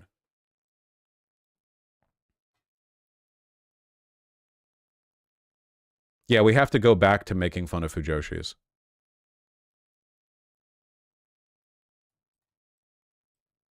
this is why so many straight, typically right-wing guys insist they're straight when they jerk off to femboys. Yeah, guy, I'm not gonna lie, man, okay? Sexuality isn't as simple as, like, reading off the fucking, like, gender stamp next to a drawn character. But let's be real for a second, okay? Let's engage our minds for just a moment, okay? Say you're out there in the real world, I know, difficult for us to fathom, but it does in fact sometimes happen, and you come across and end up sleeping with a fat-assed, feminine, hairless, dress-wearing person with a penis. Overwhelmingly, have you just slept with, and you can ask them, by the way, we're just doing numbers here, we're just talking proportions, have you slept with a guy or a girl? Because in my experience, overwhelmingly the people who look like that are trans women. Massive majority of them are trans women. Overwhelmingly. We're not just talking feminine here. We're talking like the fat distribution of a female. Depends on what they call themselves. Yeah, we know woke answer. I'm talking proportions here. Overwhelmingly. Chatter virgins, unfair question. I know. We're mostly talking about trans women. So I ask you, okay? Somebody is out there on 4chan jerking off to this anime character or whatever, and it's like they're femboys, but let's be real, look at those hips. Like, what are they really? Would you say that's gay if they were trans women? No, you wouldn't. So how gay is it really if you're into guys, but all the guys you're into look like hyper-feminine women? You know? That's all I'm saying. That's all I'm saying. Okay, all I'm saying is like, this is some low tier shit, okay? It's okay to be low tier bi. I'm lower tier bi than a lot of people. There are people who are bi who are like properly bi, stronger than me. That's fine. That's life, okay? I really, really hope that we shift away from this because I feel like progressive communities are kind of like recreating the standard that femininity is beauty and masculinity is like brutish, you know? Because like, holy shit. Because there's not really a difference in like left-leaning communities or the world broadly. You take a look at like left art Twitter and they're doing the same fucking thing, or hyper-feminization, or like being women, or just being like a feminine, like there is like a gradient towards that. But the thing that bothers me is a lot of the people that do that are themselves bi. So they will fuck men who may or may not look like me, but that's more of a like animalistic lust. They want to get plowed by a hairy person kind of thing, which is fine, but they think of beauty as something feminine, and that is a fucked up standard. That's the shit that bothers me. I actually think that's a huge issue. It's bad for both sides too, men and women, okay?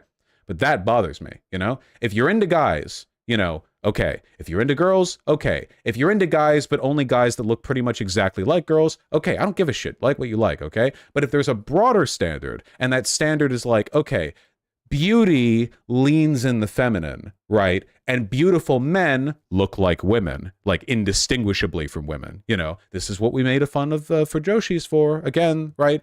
Like all of that, you know. And then when you see masculine people, they're like hyper masculine and they lean more towards the animalistic strength, you know. All you're doing is creating a non-racialized version of the like BBC dynamic that people do, you know. Like it's the same thing. You have the beautiful sex and you have the like rough, rugged sex, and you pathologize these and you create distinct mental categories for them, and it's a little dehumanizing, I feel, you know. But again, you like what you like. The problem here isn't what you like, okay? The problem here is the broader standard.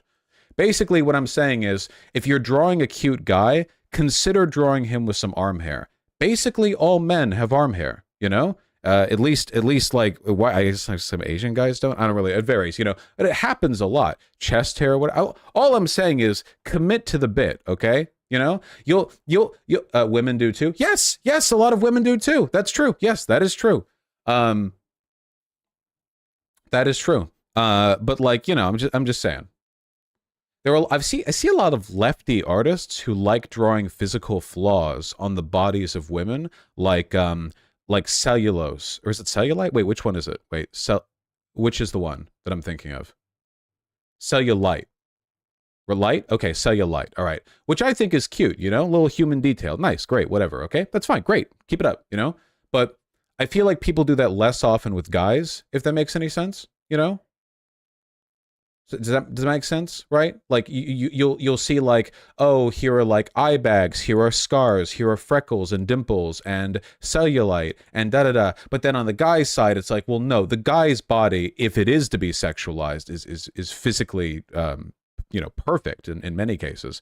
Uh, you know, um, maybe like some scars, but that's to make them look cool or whatever. All right, I feel like I've rambled enough. What about like ugly bastard drawings? Okay, sorry, I've not been kink shaming. I will kink shame. If you are into the ugly bastard thing in the hentai, you're disgusting. Very sorry. Sorry. Deeply, deeply fucked on like 50 levels. Not even getting into it. Okay, we're not getting into that. That is not celebrating male beauty. Not even remotely. Vosh, tell me my dream femboy isn't real. I'm gonna cry. Unironically, I do worry a bit about people growing up where like, what's the ugly bastard? Don't. Shut up. um I do like worry a little bit because nowadays, like I feel like everyone growing up, the only people who have like an even remotely normal understanding of what people look like, it seems, are people who aren't online. If you're growing up on TikTok, you're going to think that everyone in college is like an alt e-girl with 50 layers of clothing on that are all like, perfectly color matched, or every guy is some like, 28-year-old alt like not mohawk, what is it, mullet with a mustache. I don't know. People, the dichotomy, it grows, it's more disparate, it's further out.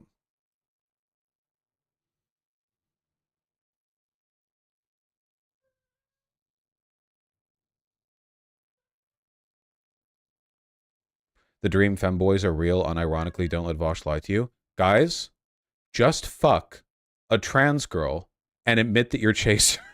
Listen, if your like hyper idealized dream sexual partner is a very feminine person with female fat distribution who has a penis and acts very fat, then stop. Quit wasting my time and yours, okay? Live your truth, but be honest with yourself, all right? Because you guys are chasing like after an incredibly small number of fucking like rapidly self-feminizing actual femboys, okay? Men don't have that fat distribution, barring hormone shenanigans.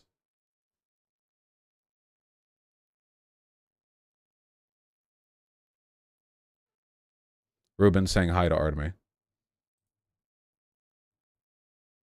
You two gonna get along? Or are you gonna battle? I anticipate battle.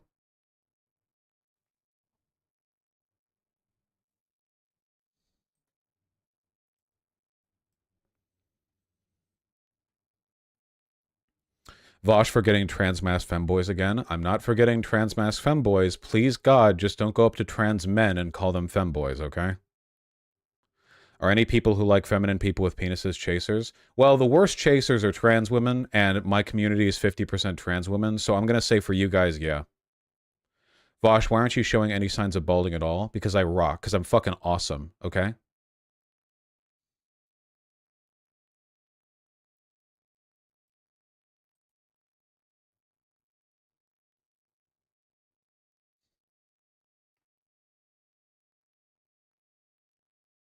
Aw, Ruben just wanted to be next to Artemy.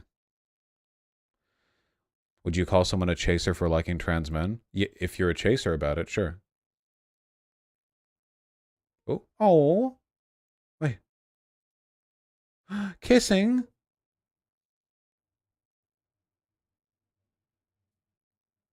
Oh. Conflict is inevitable.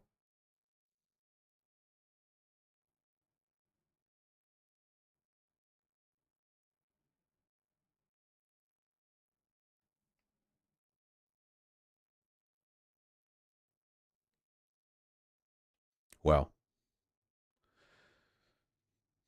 Anyway, there are trans men chasers? Yeah, of course.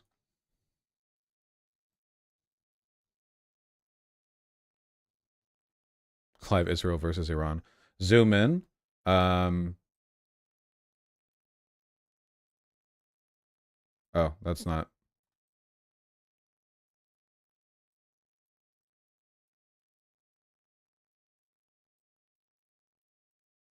There we go. Perfect. Ooh.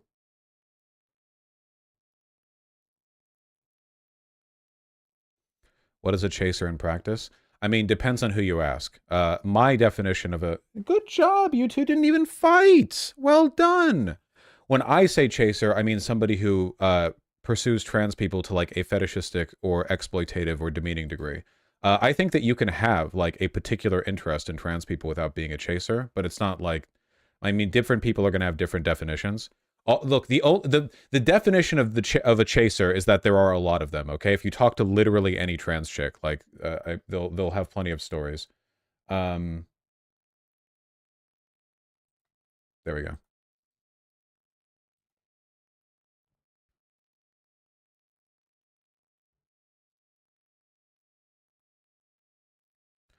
I think the difference people have in their head is that trans girls are femme for themselves while femboys are femme for their partners. I don't really think it, like, is a femboy, like, that's just kind of the assumption that femboy has to be like a kink or like a presentational thing, you know? Though it is true that femboy is literally a porn category.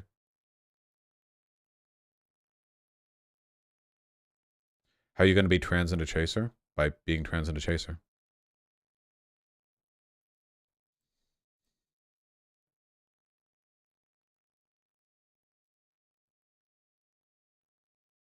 Trans girl is literally a porn category, lol. Okay, sorry. Yes, trans women is also a porn, or trans, I guess, or transgender, or whatever term they use for it. But people do tend to treat being a femboy as like purely a sex thing, which probably isn't valid. It's probably not true. Probably not good.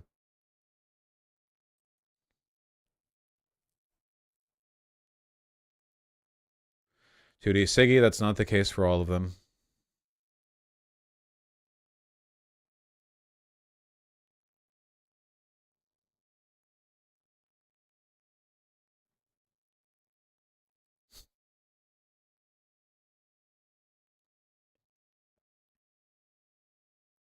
All right, how do we get on this?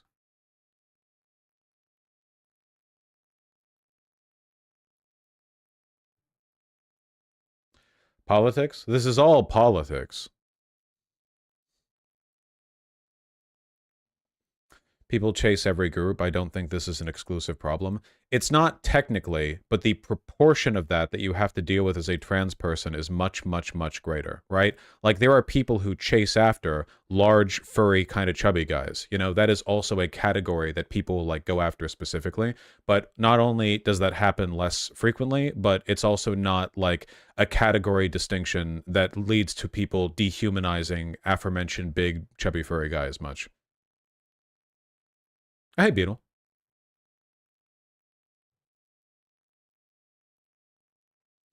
Isn't this just because there are proportionally less trans people? Nope, there are plenty of groups of which there is a small... I don't know why you're at... Like, again, like, talk to any trans person. Like, the difference is massive, you know? In terms of, like, what they have to deal with.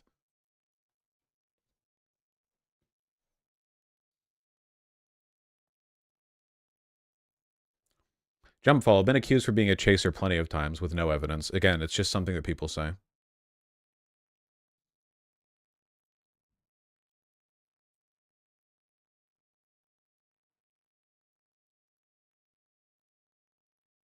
Your hair looks great. No, it doesn't. I need a haircut. Shut up.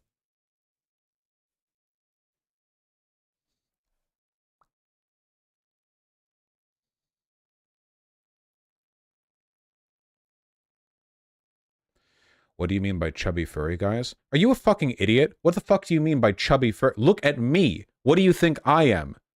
I'm chubby and hairy. What do you mean? What, like a bear? Like a man?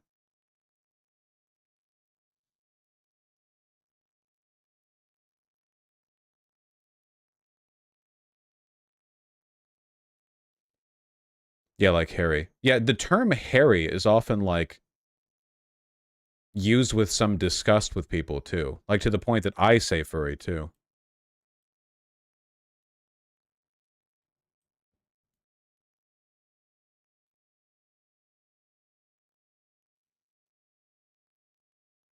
I don't know what you mean, Corey.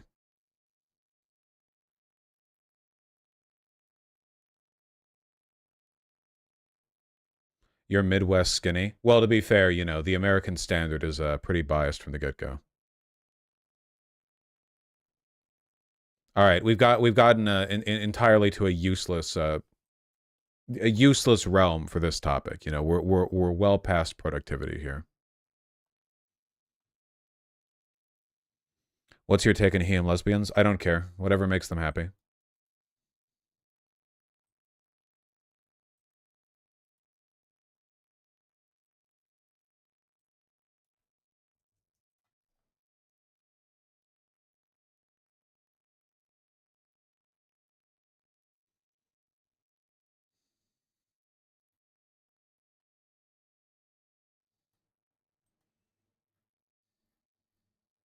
What the fuck is this?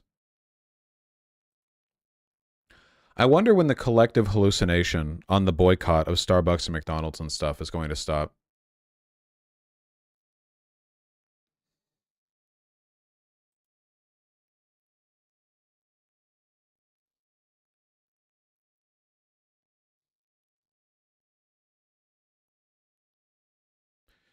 McDonald's isn't as hallucinatory as Starbucks. I mean, okay, in what way?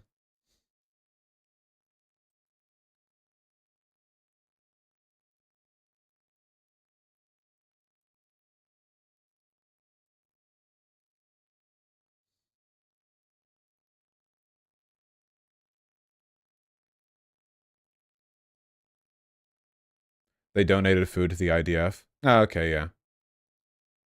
McDonald's is on the BDS pressure list. And I'm sure that, you know, people on Twitter are equal in their, you know, disavowal of all the companies that are on the BDS list. McDonald's, honestly.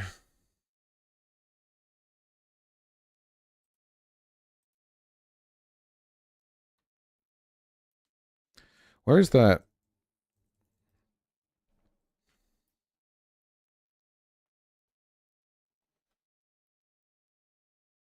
Oh yeah, I saw this.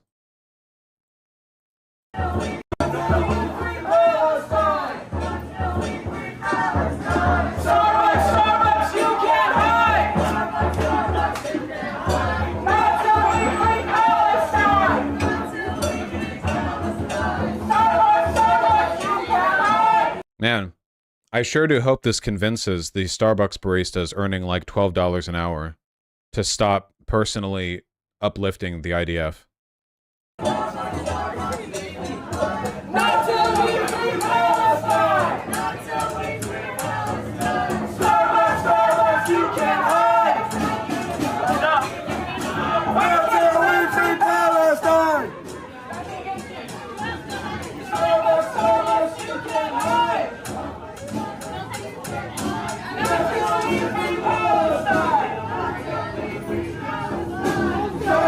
How the fuck long did they... Just forever, I guess.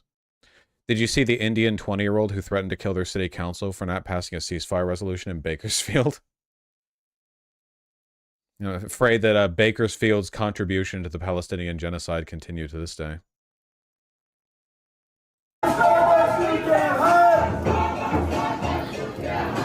Until we free Palestine, shame on y'all. I hope your coffee and your donuts taste good, mixed with the blood of 35,000 Palestinian people.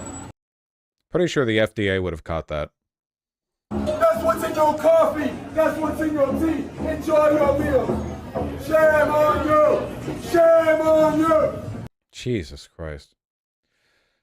Well, everyone in the fucking cafe is now pro-Israel, so...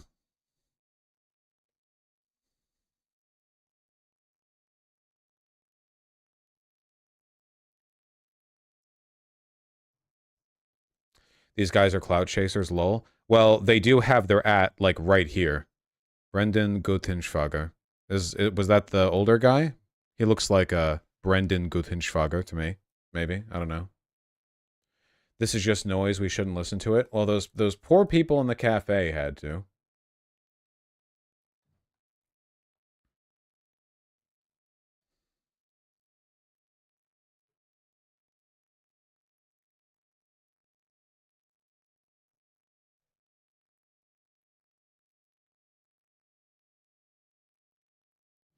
They just post a lot of stuff here. So wait, are they not even present at all these events? Do they just, like, put their tag on everything that they get? A prayer for Ohio State Rep Jennifer Wait, are they just putting their goddamn on everything? Independent media on the scene documenting history. Footage licensing inquiries. Also on YouTube at... Okay. Wait, what was that? Walmart looted in Philadelphia 3 years ago.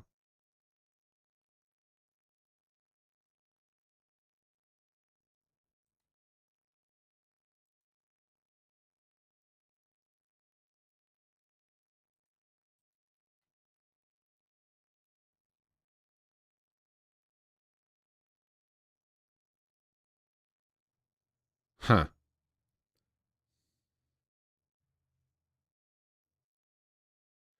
It's a Channel 5 Andrew Callahan clone thing. God, these give me such bad vibes.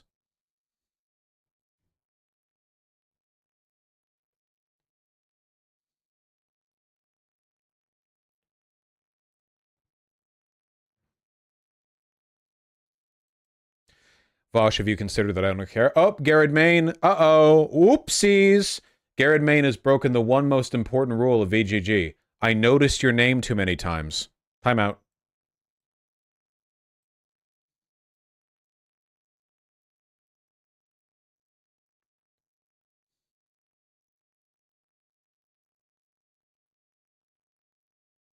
Prison for Indian origin protester in Bakersfield, CA. Bakersfield-born Riddhi Patel, charged with 18 felonies. Holy shit. For threatening to murder members of Bakersfield City Council over ceasefire refusal. Hey, anti-Israel. Fuck off. Every website, man. Riddhi Patel, 28, anti-Israeli protester, arrested for threatening to murder lawmakers at a city council meeting. Oh, she did this at the meeting? You guys are all horrible human beings, Patel shouted, ending their diatribe with a threat. You guys want to criminalize us with metal detectors? We'll see you at your house. We'll murder you. Huh. Well, no surprise that she's in trouble then. You can't do that. Patel, who identifies as non-binary, was protesting the town council's decision to install metal detectors at City Hall at a public forum chaired by Mayor Karen Go. Wait, that was what she was here for? Then denounced lawmakers for refusing to support a ceasefire resolution? Is it that big of a deal to have metal detectors at City Hall? Like, I get not wanting them in schools because that's really disruptive to a young learning environment, but her speech? Okay.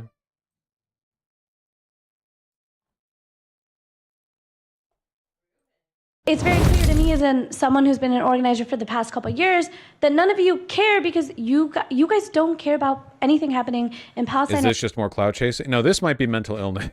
We'll see. Or any other country where oppression occurs because you don't care about the oppression occurring here. And I understand that you guys... No, don't skip. I didn't ask you to skip. Here we go. Ms. Patel, that was a threat. What you said at the end. That's now we're at the end. The officers are... Someone who's been an organizer for the past couple of years, that none of you care because you guys don't care about anything happening in Palestine or any other country where oppression occurs because you don't care about the oppression occurring here. And I understand that you guys are all horrible people, but the thing is, 2,300 people being evicted in the last year, those are votes. And you guys... Man, I gotta say, man, it really is crazy how the, like, civil rights era riz of being able to endure unimaginable hardship but still be smart and sort of, like, selective and controlled in how you rebelled against it. It's a shame that's, like, gone now forever. Like, every progressive or left-leaning cause just has to be a completely decentralized, just expulsion of energy in all directions with no central message or clear control, no discipline. It's gone forever. It's over. It's done. Everything now is being, like, led by thought leaders like TikTokers and YouTubers who direct their own little completely ineffective clout shark operations. Nah, Panda, that shit would have been logged in, like, in like court records, you know? I'm not saying that things were perfect back then. It was always like this. I don't believe that. I think there has been a material change as a consequence of social media that has led to the atomization of these causes. It used to be, if you heard about injustice in the world and you wanted messaging on how to deal with it, you had to go to an organization of some kind. You know, you had to go to, there was some group that you wanted to join up with. Nowadays, with everything so decentralized, with social media dictating like entire alternate histories into people's minds, you know, there's no like disciplined, centralized action. It's never not been like this. No, no, no, no, no, no, no. I maintain this, okay? I fully believe, okay, everyone's just saying it was always like this. I don't believe that. No. Social media has led to a change in the way we respond to these big, like, broad protesty, you know, these larger progressive causes. Those are votes to win here in Bakersfield. And while you guys parade Gandhi around, as a Hindu holiday called Chaitra Navratri starts off this week, I remind you that these holidays that we practice, that other people in the global south practice, believe in violent revolution against their oppressors. And I hope one day somebody brings the guillotine and kills all of you motherfuckers. Well, that's rhetoric.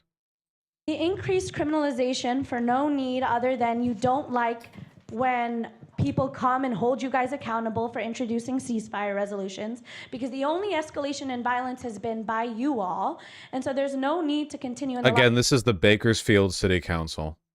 Last 5 years I've attended city council meetings. There's never been metal detectors. There's never been more cops.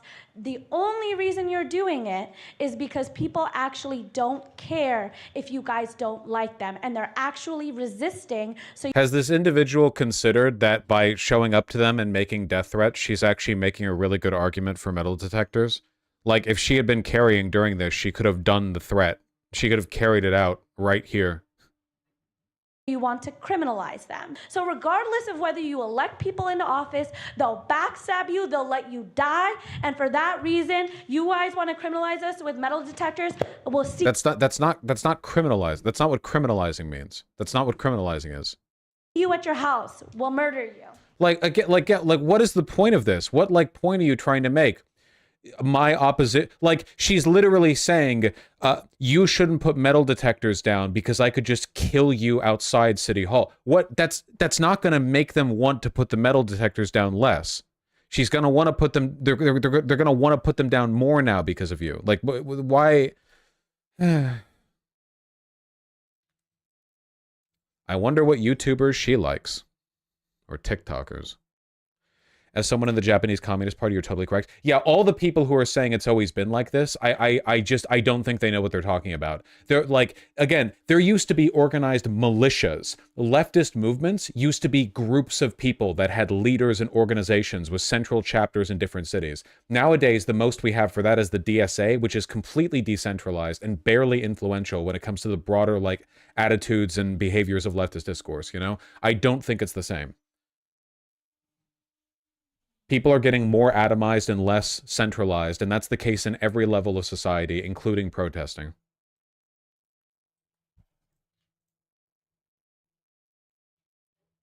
No, Kirain, I think that's true to an extent. Yeah.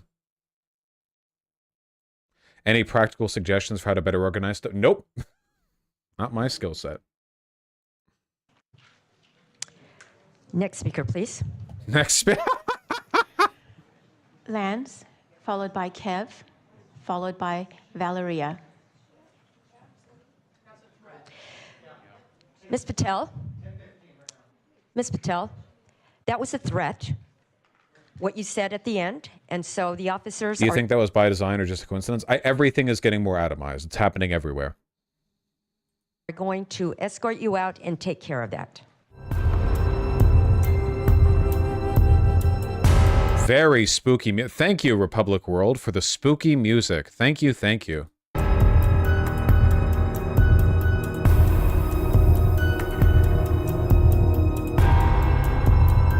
Yep.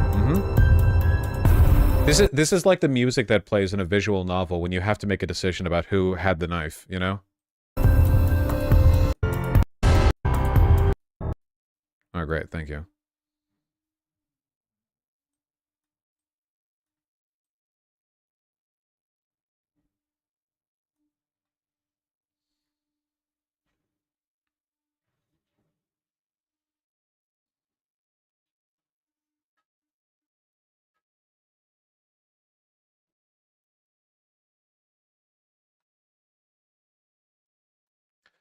Patel, whose public biography says she has a degree in neuroscience and enjoys holding elected officials accountable, I guess.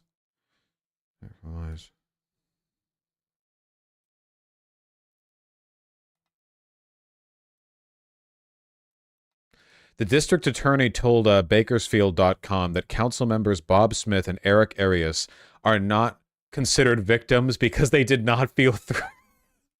The two Chad City councilmen just staring, mewing, completely unaffected. You know, it's not a crime unless their feelings get hurt. That's funny. What's your favorite hobby? Holding elected officials accountable. I mean, to be fair, going down there and making death threats at city councilmen does indicate a greater degree of commitment to that than most would, you know, than most would. They're just standing there saying, nah, I'd win. I'd simply dodge the bullet, yeah.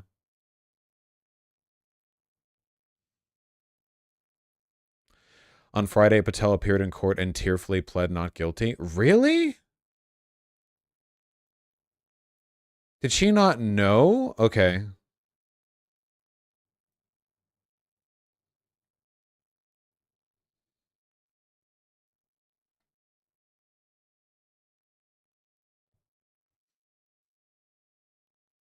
She was caught in 4K. No, that courtroom camera was not 4K. Okay, let's not overstate it.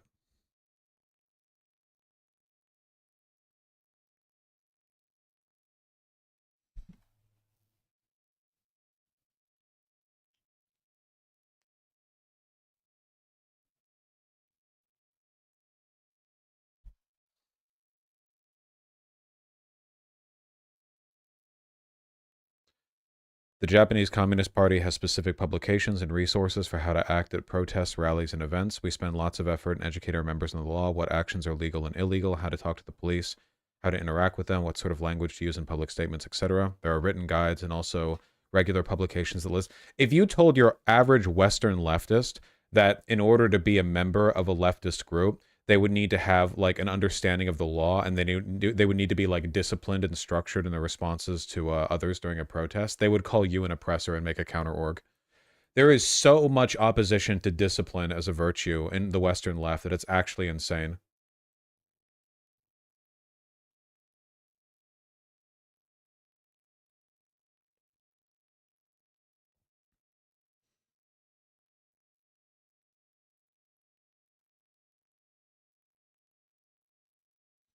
It was always bad, and now it's cooked. Yeah.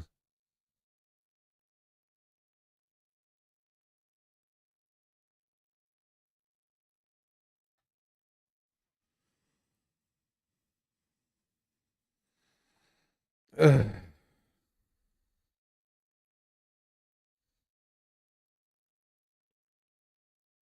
What is this? Jesse Dolmore talking about Alabama City not holding elections since before the Civil Rights Act. Elected officials stopped holding city meetings, so this couldn't be. What are you talking about? What is this? Insanely. This is someone else's video. I don't care.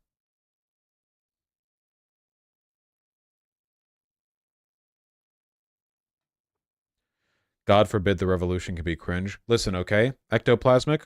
The revolution can be bloody. It can be ineffective. It can be prolonged. But there's one thing it can't be, and that's cringe. Cringe is the death of all public movements. If you are embarrassing, no one will engage with you with what you have to say on any level, positive or negative. It's all over. You know, to cringe is to live. Yes, and you have to suppress that for the cause, which is why it's so difficult to get Western leftists to.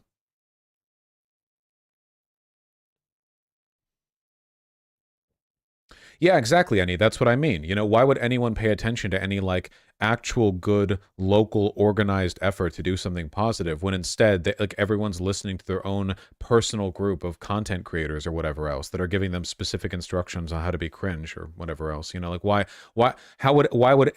attachment is there to any kind of, like, consistent, disciplined local organizing when it's so much more satisfying to just do whatever satiates this, like, broader community that you're a part of?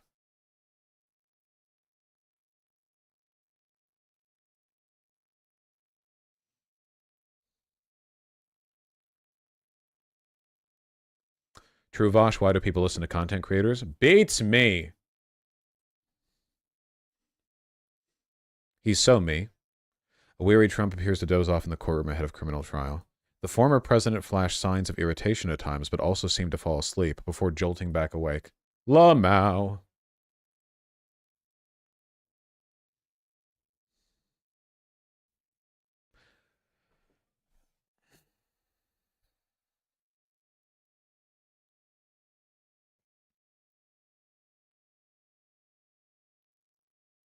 The only time Mr. Trump showed a flash of humor was when he laughed at one of his own social media posts. He's so me. Which attacked his former fixer, Michael Cohen, who is expected to be the prosecution's central witness. Just sitting there for 4 hours, completely ignoring everything the judge is saying, browsing his phone, you know. Oh, man.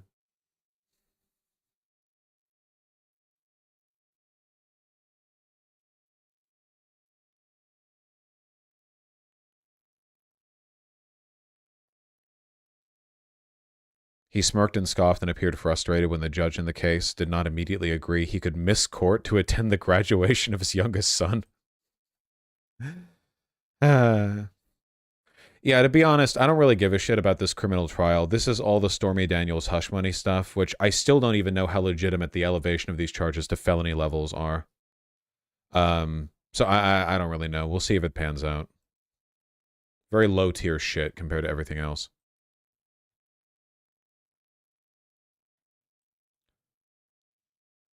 Different case, Don. Here's the article that hasn't on the town that hasn't held elections since the Pre-Civil Rights Act. Oh, well, that's interesting. This is kind of like an off-street. This isn't really like immediate news, I guess. A small town in which 2/3 of 133 residents are black has not held a municipal election. A town of 133. Good Lord. Well, Godspeed to them. You know. I'm sure they'll fail because all the wealth in the town is controlled by some guy who talks like this and has like a seersucker suit, you know, like in a crew suit. And he has, you know, fucking mint and juleps and lemonade on his porch or whatever. Yeah. Yeah, Asmilia, I know. Hold on. Yeah, with the Doug Dimmadome hat. Tennessee legislature passes bill banning marriages between first cousins. This is very anti-Arab racist.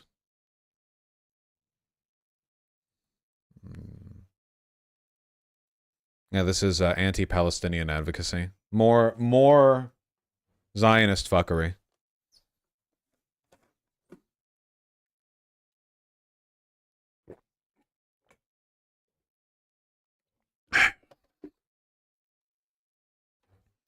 The GOP guy opposing it is the guy who found out his parents are cousins.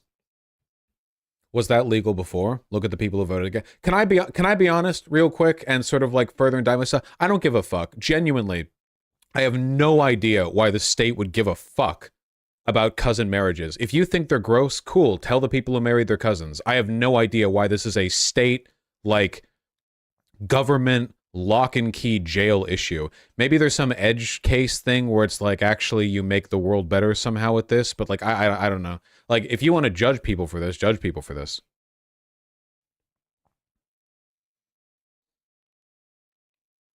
Incest produces nah, that's bullshit. If that was the legal reason, there'd be a fuck ton of other eugenicist laws that we followed. No. This is purely just this is icky bill, which to be fair, yeah, it is, but I don't really support icky bills. I understand having laws against incest within the immediate family, because in that case, it seems like basically everything that it would catch would be, like, immediately abusive, but I don't really know. Incest is wincest. Day ban. Go back to 4chan. Cringiest, creepiest fucking thing in the world to say. Like, incest is just like a porn thing to you. The vast majority of, like life-relevant incest, I'm not talking third removed cousins or whatever, I mean like parents or siblings or whatever, there's some abusive shit going on. Maybe like, I don't know, maybe, there's probably not much data on this. Maybe with siblings, it's a lot less of an issue. With parents, it's obviously a massive, like there's like, obviously. I don't know with siblings, I guess my default to that would be that it's giga cringe pilled. I don't really know. I just don't know why the state would be like, you know what? No, we need to do this too.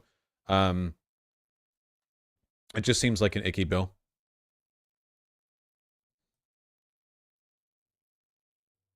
No, Mama Basa, it has nothing to do with genetic mutations. That's not... First of all, the genetic mutation thing is massively fucking overstated. Like, if you're with... This is not like a one-generation thing, okay? Second of all, you are legally allowed to breed with people who have severe genetic abnormalities already.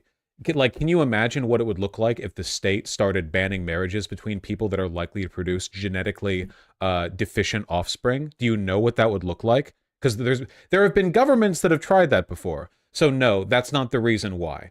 It's an icky bill. And it's anti-Arab. Hold on. Cousin marriages by country. Give me that famous map, the consanguinity.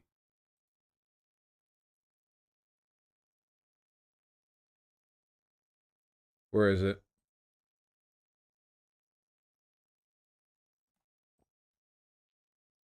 There we go. Cosanguineous marriage by percent. With light yellow being less than 1, then 1 to 4, then 5 to 9, and then you get into the Arab world, where you've got like 20% up.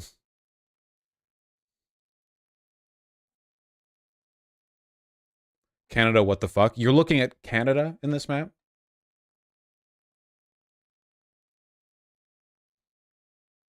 That's 50% plus. In Saudi Arabia, yeah. And in Pakistan.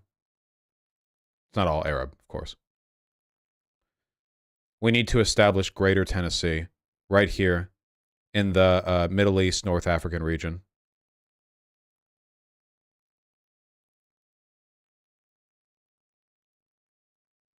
It's probably a clan thing.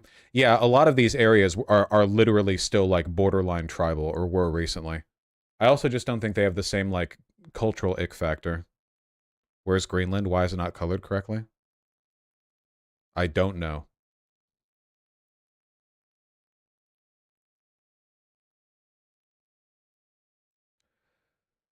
I'm Middle Eastern. It's very common for my relatives to go back east and find a bride from someone that usually ends up being a distant cousin. They used to ask me all the time when going back. God, that's weird. I guess if it's like a distant cousin, there's probably not any really argument for it, I guess, for the like ick factor. I don't really know. Just seems odd.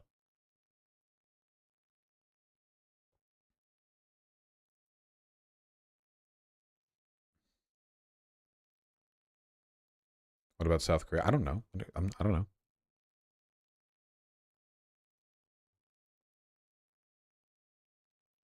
Something about inheritance, if I recall correctly. Yeah, maybe.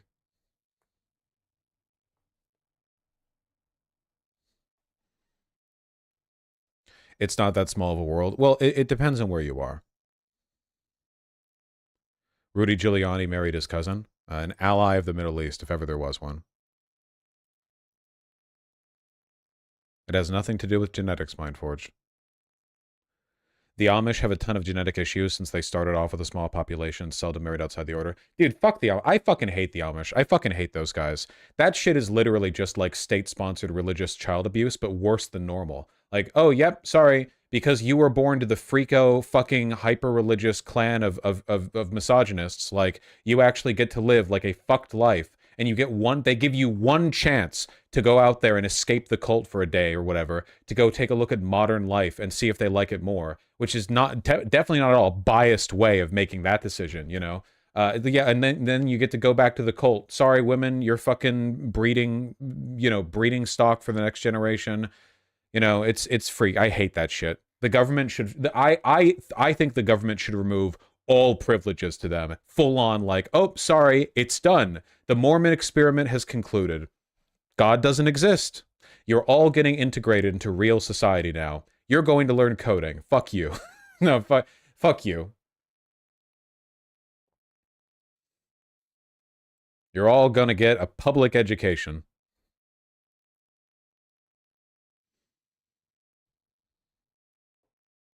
You will use the light switch, yeah.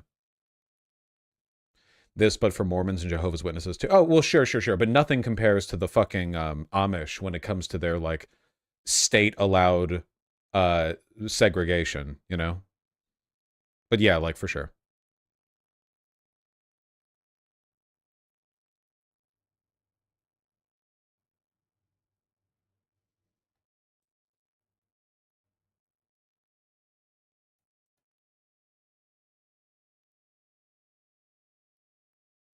75-2. Oh, I'd hate to be those two.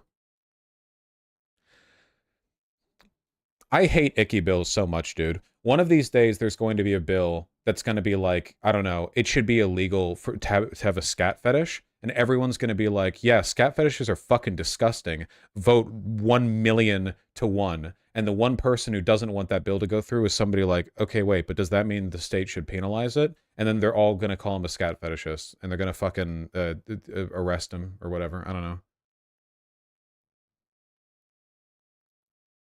Now, the Northern Sentinelese have to be left alone because they're genetically fucking weak and they would die to our plague. The plagues that we carry within our body, like children of Papa Nurgle, would instantly vaporize their bodies, so we can't directly engage with them. If it wasn't for that, though.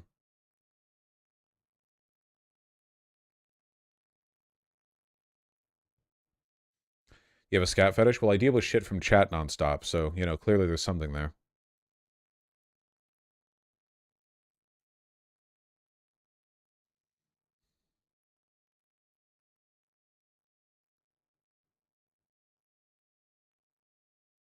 Some dumbass sailed to the North Sentinel Island, basically got beat to death with rocks. Well, that's deserved, you know.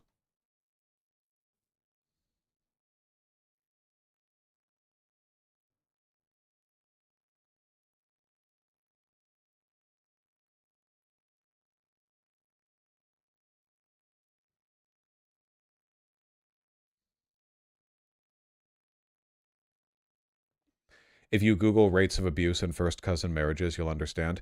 Yeah, I wonder how much of that is correlational, though. For example, interracial rates of abuse are higher than same rates of abuse. But, like, that seems to be the case broadly, not just in line with any specific racial group, which makes me think that it has more to do with cultural or social factors than it does, like, any kind of innate biological such and such. Also, particularly black-white relations tend to have that issue, but think of where black-white relationships are most common. That's right, in the poor as fuck South, where there's the greatest proportional density of black people and white people next to each other, which means that a lot of them, like, we're just looking at poverty maps all over again. There are so many sociological maps that are just the fucking poverty map over again. Like, you know, like you're looking at or population density or whatever, right? Where, like, there's so many other data points that correlate to them that you can explain so many other things just by like, oh, well, yeah, here's the wealth. Oh, okay, there you go. The poorest people in the United States, or at least many of the poorest people, alongside like the Appalachian minor descendants or whatever, are in that Bible Belt strip, you know, that there's like this hyper, like here, hold on, wait, watch this. USA county map life expectancy. This one's a bit depressing, by the way. So, you know.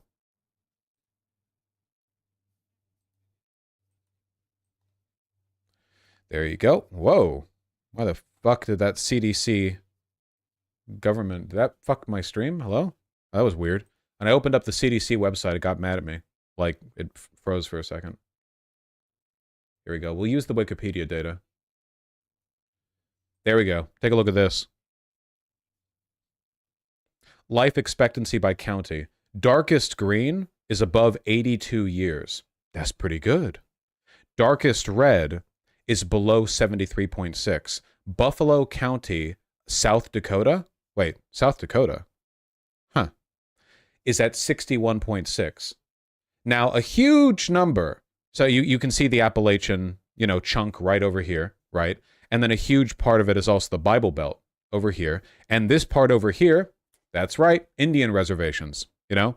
I can't explain all these portions, but that's the main three I'm aware of. Black people in the Bible Belt, Appalachian, Indians in the reservation. Can you move your camera? Right here. There you go.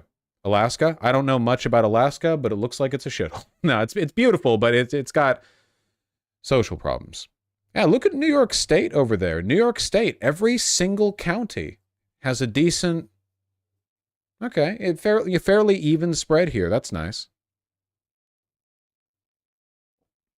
Anyway, you know, people are like, oh, well, why are black people this? Why are black people that? Well, guys, what do you think the racial mix of this part of Appalachia is? Those are white people. All right? And they all have their teeth are falling out. They're dirt fucking poor, you know? Yeah, it's not good. So then people are like, well, why is there so much domestic abuse in black-white relationships? Because a lot of them are over here. That's where the majority of the black-white relationships are, where there's a much higher percentage of black people and more like adjacency between them. And, you know, not to get all political with you guys, but wealthier white people are more likely to be in communities where they're not around black people. And poorer white people are more likely to be in communities where they are around black people. So, wow, look at that. We found the fucking GDP per capita data set again. Once again, we found it in a different fucking... we did it again, you know?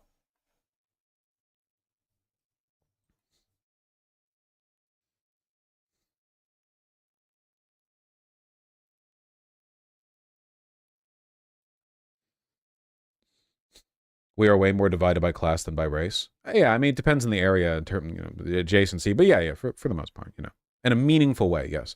Are poor people more likely to be abusive? Poor people are more likely to do things that have the potential to ruin their life for a variety of reasons. A lot of it being that they don't have a lot of faith in the continuity of their life. So yes, poverty, a distrust in society broadly, that, like, you know, sort of like negative engagements with the police, a feeling that there's not much out there for them, a lack of a proper support system or social network, or a feeling that you can use money to supplement. I'm not saying that poor people are like worse than wealthy people. Wealthy people do lots of bad things, including abuse. But if we're talking about like recorded on the books instances of domestic violence, and that's what I'm talking about. I'm talking about crime data here, right? Like domestic abuse is crime data. So who do you think's most likely to be written up for crime? Say you have domestic abuse in 2 households, okay? 2 households. One of them, white, suburban, upper class. Husband hits the wife. They're both white. Cops come over. I have a feeling the cop could, the man could riz his way out of that. You think that $400,000 a year, earning white man is spending a night in the drunk tank? You think the woman who's been abused wants to deal with all the complications of the husband being arrested, given the fact that he probably supports a significant portion of their income, their lifestyle? You think the cop wants to arrest that wealthy guy and deal with all that bullshit? Now, say you're in Alabama, you've got a black-white couple, black man, white woman, that makes a combined $40,000 a year right here. Well, that's not, that's Alabama, you know. Right over here, okay? Cop comes over, hears about domestic abuse. Black man hit a white woman. Who's going to jail? You guessed it. That's right. Just like how white and black people use weed, the same out. Wait, isn't that Georgia? Oh God, wait, did I mix them in my head? Wait. Alabama, Georgia? Sorry, I'm so used to seeing blue Georgia, you know? Yes? Well, there you go. Either way. And you're not even drunk? Oh, please. No, I'll mix up map data, you know, it's a big blob of colors. You know what? Just like how white and black people use weed, the same amount, but cops are 4 times as likely to arrest black people, or black people are 4 times as likely proportionally to get arrested for it. Same with like domestic abuse. Sorry, I don't know how we got in this, but this is another big sociology thing, right? When you see data that looks suspect, oftentimes there are underlying, like, there are underlying, they're called lurking variables that explain the correlation, but it's not like caused by the thing that you thought it was caused by. If that makes sense. Oh, that's right. We were talking about violence within cousin relationships. Oh, I bet you that people who marry their first cousin tend to be poor as shit. That's just a guess of mine. So that was what I was saying. But I don't care. Whatever. Moving on. We're not. This is not a DGG 5 years ago. We're not in an incest arc here.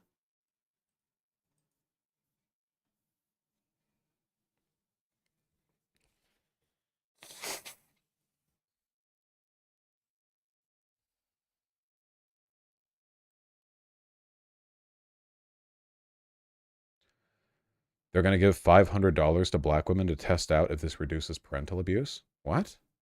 Mothers accused of child neglect will get cash in DC poverty study. Study will test whether cash payments alleviate problems that contribute to neglect allegations. Oh, okay. $500 is nowhere near enough. Oh, $500 a month. That's a lot better. This is actually a really important thing to study, I would say, because I think it is important to determine the extent to which having resources reduces neglect, right? Because if the neglect continues, even with the resources, well, that tells you a very different story. But if the neglect stops, well, you know. I'm interested in seeing how this goes. I don't have the greatest amount of respect for neglectful parents, I have to say. I don't know why you guys are going on about incest. You've all got your dicks in your hands. Get out of here. Skedaddle. Shoo. Go. And we'll see.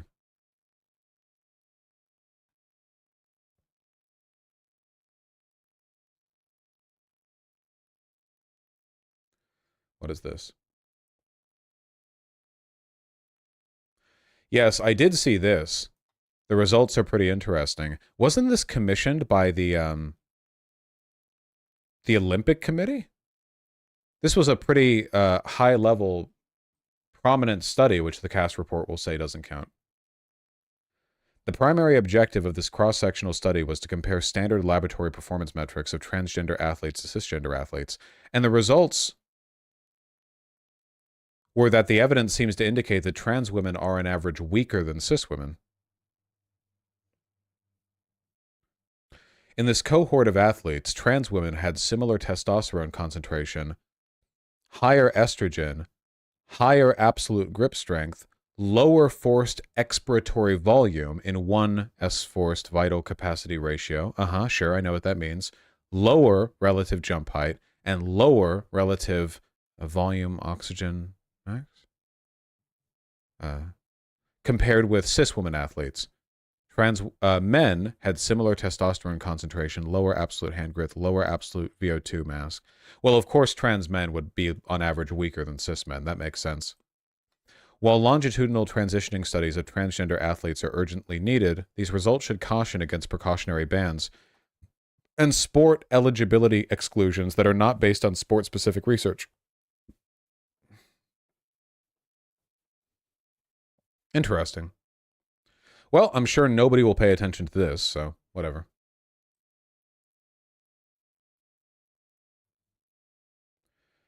All right, what's this? The Intercept is running out of cash. Is it just me, or is this page very, very slightly yellow? Like, uncomfortably yellow. Like, it's not enough yellow to be, like, a distinct color change. It just makes it look like I have the orange filter on my monitor set up. Like, see? I don't know. I feel like they need to desaturate it or darken it just a little bit. You know, yeah, it's like off-white. I don't care for it. 1990s HTML page. At least it's good for your eyeballs. The Intercept, the left-wing U.S. newsroom that's been a thorn in Joe Biden's side and a hub for pro-Palestinian coverage, you know, a little aggrandizing here, but okay, is nearly out of money and facing its own bitter civil war with multiple feuding factions battling for power and two-star journalists trying to take control. Huh? At the heart of the crisis is a nonprofit whose founding donor, Pierre Omidyar, decided in 2022 to end his support for the org. Now spun off from Omidyar's First Look Media, The Intercept is losing roughly $300,000 a month. Woo-wee! That's not good. So the dashed line here is their cash balance. The blue is their revenue. And the gray is their expenditure. So they got a huge amount of cash right here at the beginning of 2024. Their expenses look more or less consistent, which is good, but they're also getting basically no money in.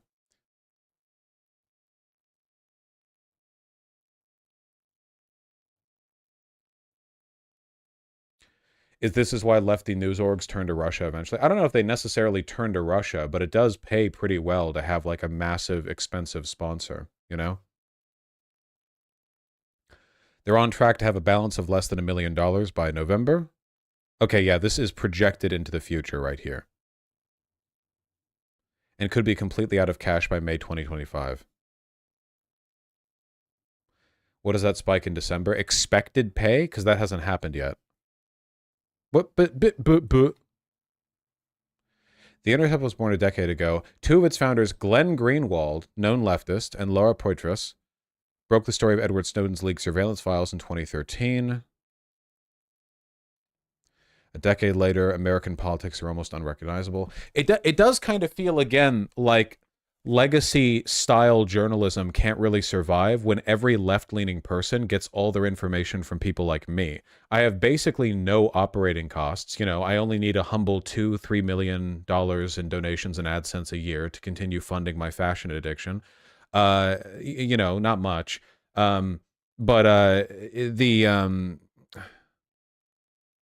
Sorry, I was thinking about clothes. Yeah, it's like this. It costs a lot of money to run an org like this. And who goes to The Intercept? Like, a lot of people do, don't get me wrong, but do they in an amount proportional or proportionate to the money they have to spend? Yes, Greenwald was a leftist back then, though I suspect he never actually believed in anything. Many such cases.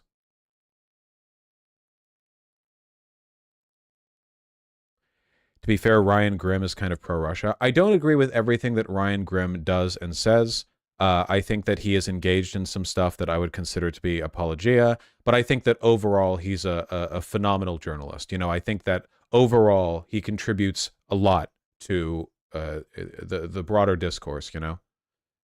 That, unfortunately, that particular flavor of brain rot has infested almost every person left of liberal in the West. Like that, some level of, like Russian-based apologism, because there's been like a incredibly long-standing propaganda campaign from the Soviet Union and Russia to accept basically anything they say as a kind of like hub of anti-Western chauvinist information.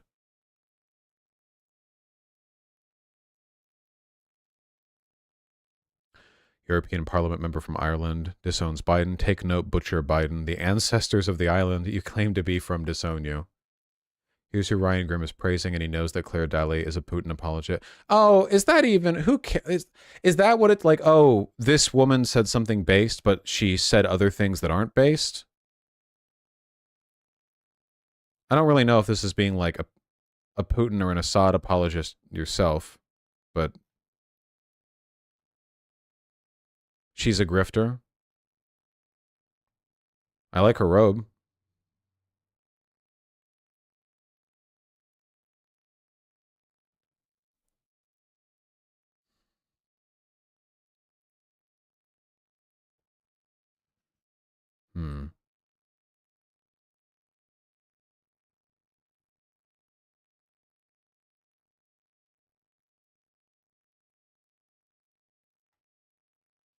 Oh, this is a long article, I see.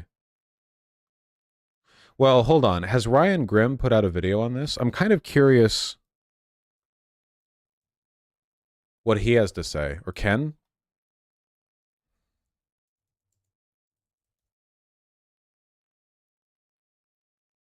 Oh yeah, Ryan Grimm isn't me. He doesn't have a YouTube channel.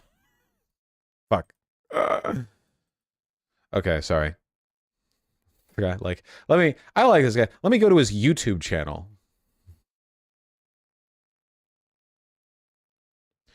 In fact, if reporters did have good takes on everything, we need to re-examine if we ourselves are right about our takes. No, well, ultimately the issue is that the media landscape has shifted to a point where nobody has the attention span for, like, how many people are going to read this entire article? I'm not going to, because I always have a bunch of stuff to cover in any given day. There's so much going on. People are always focused on everything. I ask you, and I mean this, I really, really ask you,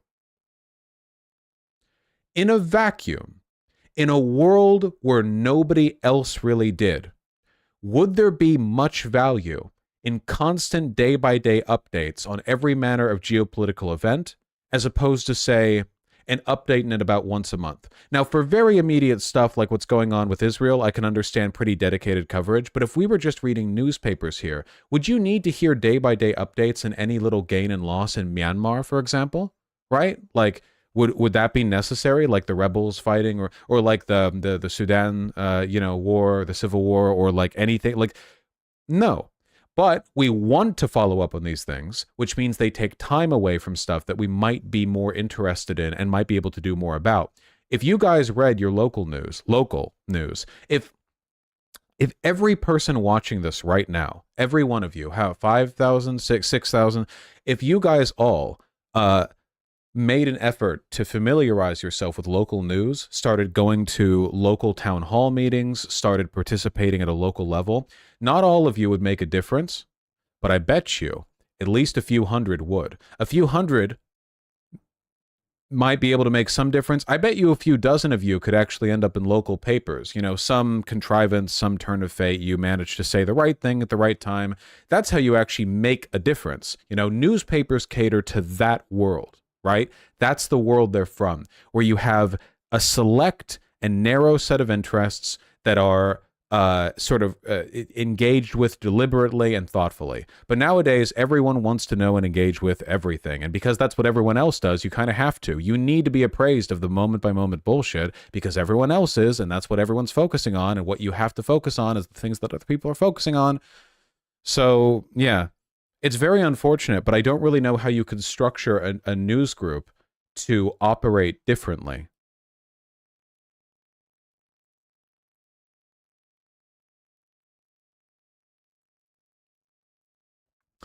Yeah, Scheherazadian, the New York Times gets by on its fucking Wordle shit, and it's just as well because the New York Times sucks and has for a long time.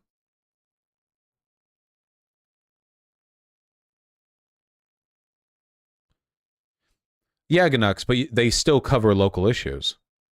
I read the local paper and it's way more impactful and informative than online leftist news groups. Also, local papers will frequently tell you about things that you can do something about. Like, you will see people and places referenced that you are within walking or driving distance of. If you see something, you can go make a difference or talk to somebody about it. If you saw a shop that got referenced in some way, you could go there and talk to a guy who gave an interview for the local newspaper 2 days ago. Like, all of that is possible only in local politics. For national politics, the only way you get to do that is if you live in DC, and even then only sometimes, or if you're a politician, because you have access to that,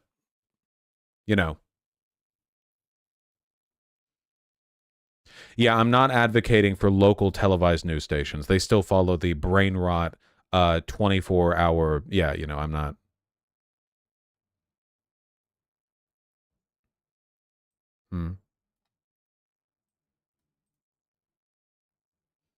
Chatters need to realize how many public housing programs and low-income programs get blocked by 5 NIMBYs showing up to every city council meeting and bitching. Yeah, seriously. Like, the only people who attend these meetings are like Hitlerite 85-year-olds who, just want to live out the remaining 6 months of their life without seeing a black person in their neighborhood. That's it, like, you can make a difference.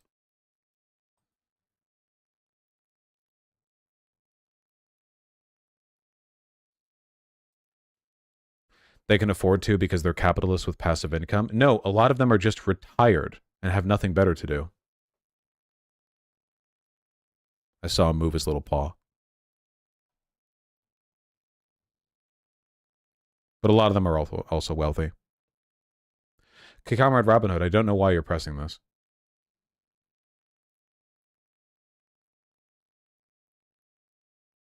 Your local AG election means more to your life than the Senate. Oh, 100%, yeah. Much in the same way that the federal government might have more absolute power, but like your local boss, like a boss that controls like 20 or 30 workers, has more control over your life in a direct sense. It's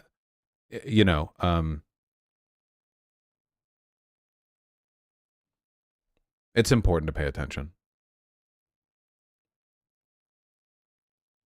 Okay, Comrade Robin Hood, I'm familiar.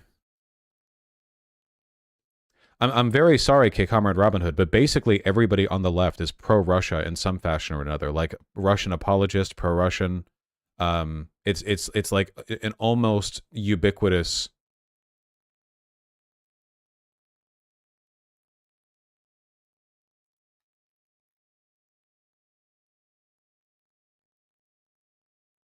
No, ya boy coming. What's your favorite color? Burgundy.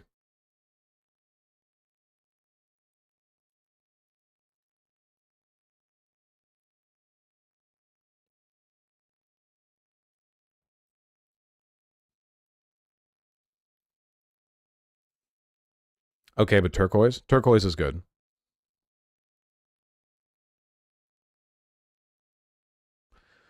Well, no, MLs and campists are, you're not going to find good pro-Russian anarchists or libsoaks. Find me a libsoak. Find me an anarchist. Where are these people? You know? The anarchists are all on Twitter negotiating the ethics of their 6-person polycules. And how many libsoaks are there? You find me, I am one, okay? Find me the other. No. These are very sparse environments, and like seriously, how many people on the left have been good about the Ukraine war? On the left, I mean, not progressive liberals. There are plenty of progressive liberals who have had good takes on this.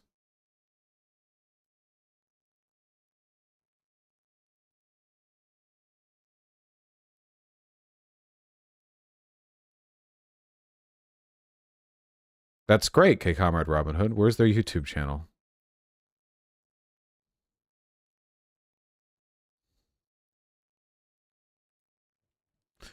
To be honest, there are plenty of anarchists in soup kitchens and shit. You just don't see them in politics as we understand it because they're not electoral. Yes, they're toothless and weak. Exactly. They are eunuchs. They have castrated themselves. It's ridiculous, you know? All the political intent and mind of a revolutionary trapped in the body of a dawdling old grandma who goes to the local soup kitchen because she's run out of like things to do late in her life, you know? It's ridiculous, honestly. You are worthless to your cause if you don't seek power within it, you know. And if your political motivations incline you towards, like not participating in any structural sense, then you're basically just doing like virtue ethic politics, you know, like or just do for yourself what is good to your people.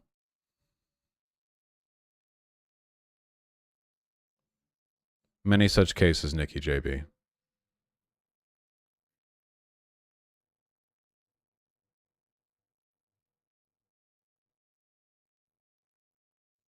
Okay, gotcha, okay, Comrade Robin Hood. Thank you.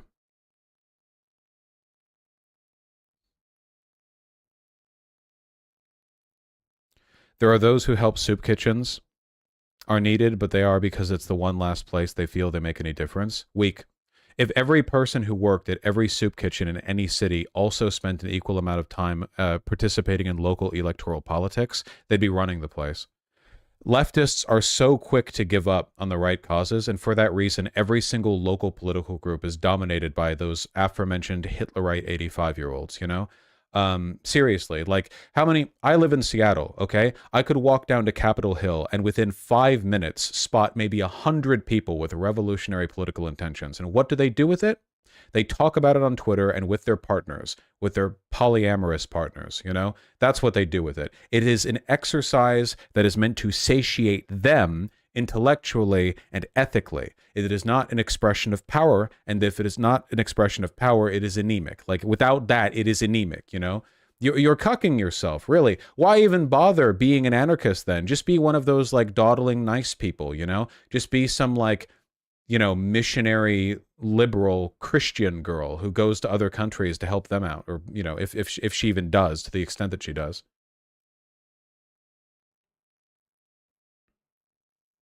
Sounds like you're projecting a bit. Well, I'm engaging in the highest form of activism, which is a YouTube channel that I profit from. Thank you. But no, like, genuinely, it is a big deal. It is a big problem.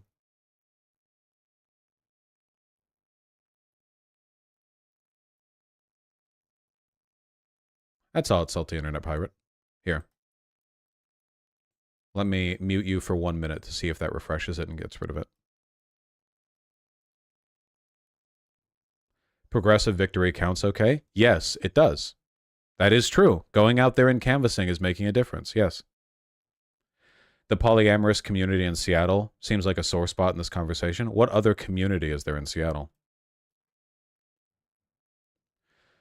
So what's your argument if you're not involved in electoralism, then your politics mean? Haven't we talked about this 100,000 times? If you have a political ideology, if you have a message and you want to change the world to reshape it in the image of your beliefs, it is not sufficient to engage in individual action, right? Like, I'm not expecting everyone to go out there and be like some kind of like activist or protester. You know, people live their lives. But if you want to do those things, there are a lot of leftists who artificially and meaninglessly impose a restriction where they only do things that satiate an aesthetic desire they have to feel like they're operating outside the system. Food kitchen good, showing up at town hall meetings bad. Well, in the long run, if you got some of your friends together and showed up at more town meetings, you could feed more homeless people years down the line than you ever could with individual participation at a soup kitchen. You know, the difference is that going to the soup kitchen feels rugged, ragged, unique, star child, whereas going to the town hall feels boomer, liberal, cringe, gay, parentheses bad. You know, it feels institutional, and that's what bothers me. You know, do what you do what you want to, but this like artificial opposition people have to like accruing meaningful power is just, you're trying to say stop being lazy to Americans. No, it's not about being lazy. Oftentimes these anarchist groups will do more work than they need to because they insist on doing it in a way that satiates that aforementioned blah de blah.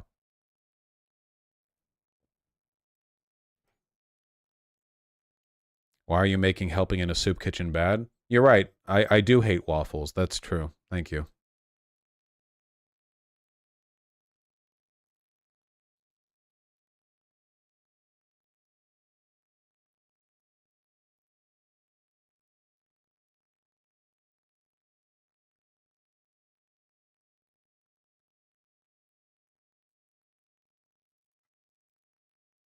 Anyway, the obsession with the belief that you're corrupting your own movement by engaging in electoral politics, as far as I'm concerned, is a Russian psyop.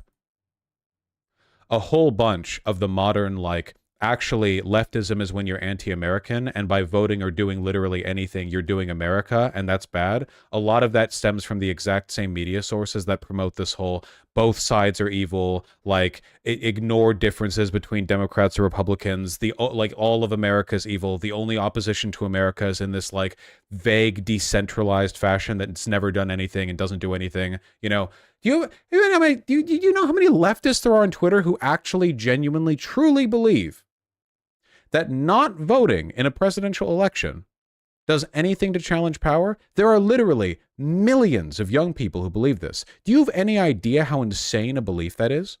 Like, they're not just wrong, they're wrong in a way that one could not arrive at normally. They're wrong in an insane way, you know? And a lot of this comes from, again, the same media sources that promoted the Russian apologism or, you know, the what have you, you know. It's the exact same, you know, bullshit. So yeah, no, it's important to push back against that.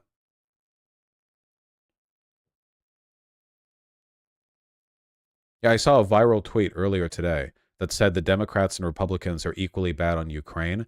And when asked why, the person on Twitter said, because both of them want to continue feeding Ukrainians into the meat grinder by baiting Russian invasion with NATO expansion. That initial tweet had 30,000 Again, this is not unique homegrown idiocy. Nobody believes this on their own. The belief is so insane you couldn't arrive at it on your own. Like, you know, it's much in the same way that we know that Elon Musk talked to Putin because Musk came back to America with a weirdly pro-Russian message, and he referred to the splitting off of Ukraine as, what was it, like Khrushchev's blunder or something? What exactly did he say? It was a phrase that literally no Westerner would ever use, Khrushchev's mistake, and called it the Ukraine. No, this is like, there is nobody in the West would, only a Russian, only like a pro-Putinist, or like Putin himself in this case, would say that, or the translator or whatever. And and thus revealing he had talked to Putin because he was too stupid to use like a Western version of that term. Much in the same way, the belief that like, you know, the Democrats and Republicans are equally complicit in Russia's invasion of Ukraine because NATO baited the invasion and meat grinder, and we're the ones who were pushing for it, and we were the ones who blocked the trade. All of this was just RT propaganda that leftists ate up hook, line, and sinker because they're very vulnerable to any narratives that push the idea that A, America bad, obviously, because it is, right? So they're susceptible to it, you know. The best lies are couched in the truth, right? Like that's how you get people to buy the bullshit. You give them a hook that they know is true, so you feed them the rest of the bullshit. That's how it works, you know. You give dogs medicine by putting the pill in the food. That's how it works, right? And secondly, you know, because it contributes to their, you know, their belief that like this is all part of some grand narrative conspiracy of the West versus you know, the East, and the only way to be a responsible participant in it is to just divest from the systems of political control in the West, which in somehow means not voting. Like that'll stop the American empire, you know, as is so well known, you know, lower voter participation has stopped the American military-industrial complex so many times, you know. So effective a strategy at improving the world, you know. In fact, I can count all... Well, I can't think of any time it's ever happened, ever, at any point, anywhere, but I'm sure it'll work this time. Somehow, the world will be made better if we just don't exhibit power at a systemic level, if we, the progressive leftists, don't. You all understand my frustration here, right? And a lot of anarchists buy this bullshit, by the way. That, like, NATO expansion shit, a lot of anarchists do, too. It's not all MLs. They were susceptible to the same fucking propaganda. Not every person who thinks that America did all the blah, blah, you must not vote, blah, blah. It's not all MLs, you know? It's just this vague blur of leftist nonsense. You know, like, what is an ML? A fascist, right? What is an anarchist? A libertarian socialist who believes that it's their more God-given responsibility to be less effective. So, whatever. What means what, you know? It's the same stupid bullshit.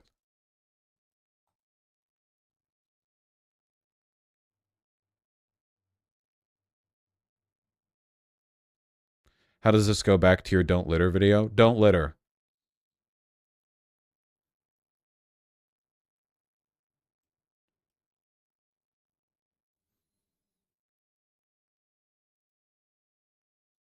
I don't know. That's Vampire Chow. I'd have to look at like the specific stuff that they're doing. I don't have anything against disciplined, well-organized militant groups that seek to build popular power via labor. But that's very rarely enough on its own. Your boy Coming, I have basically never met anarchists who don't say don't vote. I have like the only group on the left who seems to have any interest in electoral politics anymore are like Demsoak types, right? Like basically bitchless, right? The bitchless leftists, you know, those are the types. The anarchists think that it corrupts them. The MLs think that, you know, both parties are exactly identical and that if they participate in the system, they somehow empower it. You know, it's all over the place. Hi, I'm a pro-voting anarchist. You're in my community. I'm talking about larger figures. How does this relate to incest again?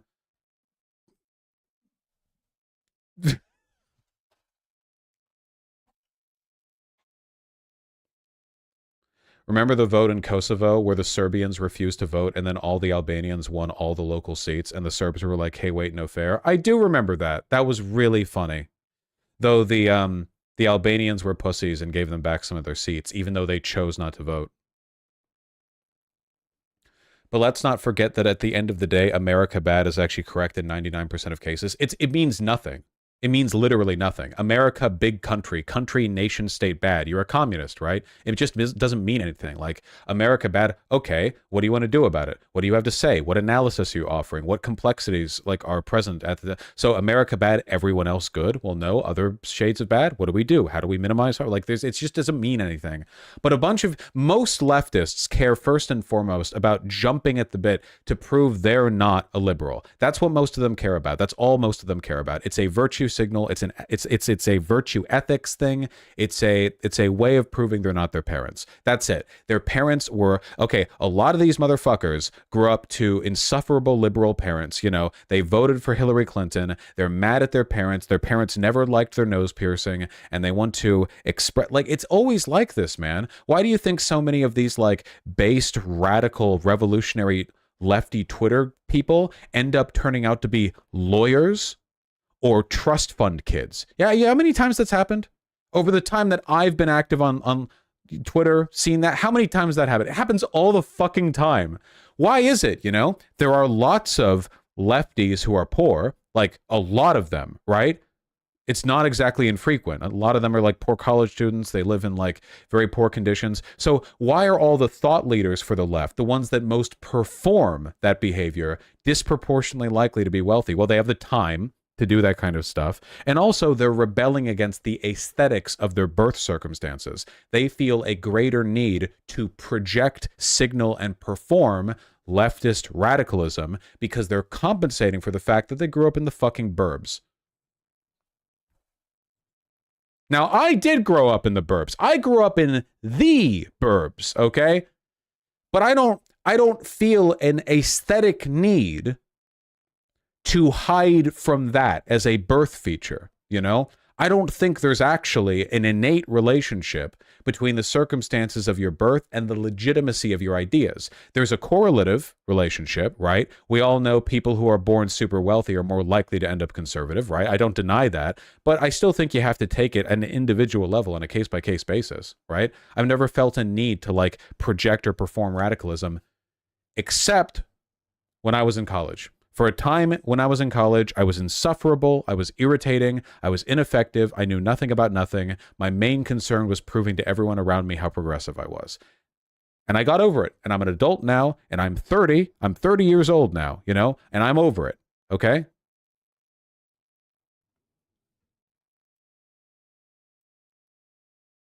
Exactly, Annie. I was out there on the streets.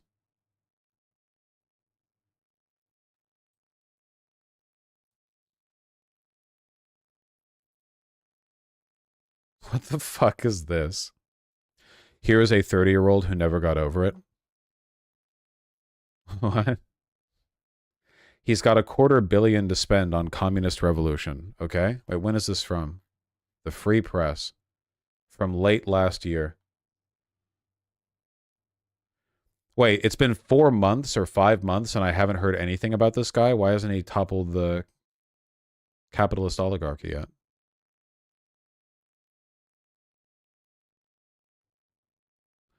Oh God, oh, this is going to be rough to read, guys. This is going to be rough to read. Nestled in the mountains of the Upper Valley in New Hampshire off a semi-paved road and house next to a tiny cemetery, Fergie Chambers, 38, leans over his kitchen island, worrying over his commune. It feels like we're throwing the same half-assed solutions this over and over again and hoping it'll yield something different. He groans into his iPhone, which is on speaker. iPhone! Fergie's slight but buff on account of his multiple times a day martial arts training competitions. He looks like if the phrase "fuck you, mom and dad" were a person. He's covered in tattoos, including a double portrait of Stalin and Mao inked onto his thigh. Feels like a smug liberal article. Honestly, it's probably deserved. So this guy's building a cult, like 100%, right? It's a commune. It's a liberatory training space. It's a housing collective meets agricultural collective. It's a cult.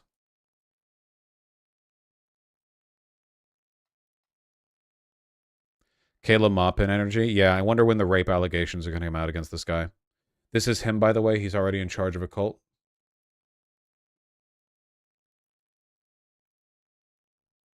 This guy's worth $250 million. And he's running around making kulak jokes in Manhattan. He is worth enough to actually like reshape the politics of a large community and improve the lives of millions of people. But he's running around making kulak jokes with a Stalin t-shirt.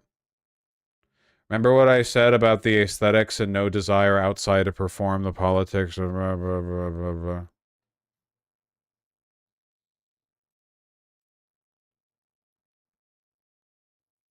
His family are literally the biggest private funders of Cop City in Atlanta. Well, that's why he's trying to prove it so hard. There you go. Yep. His parents are the biggest bastards, so he has to be the biggest communist. And that means doing what all communists secretly dream of doing, starting a rape cult that they get to be the leader of. You know, Mao did that. And going on Twitter and making Kulak jokes. He's so fucking embarrassing. So embarrassing. Fergie Chambers, an avowed communist since the age of 13.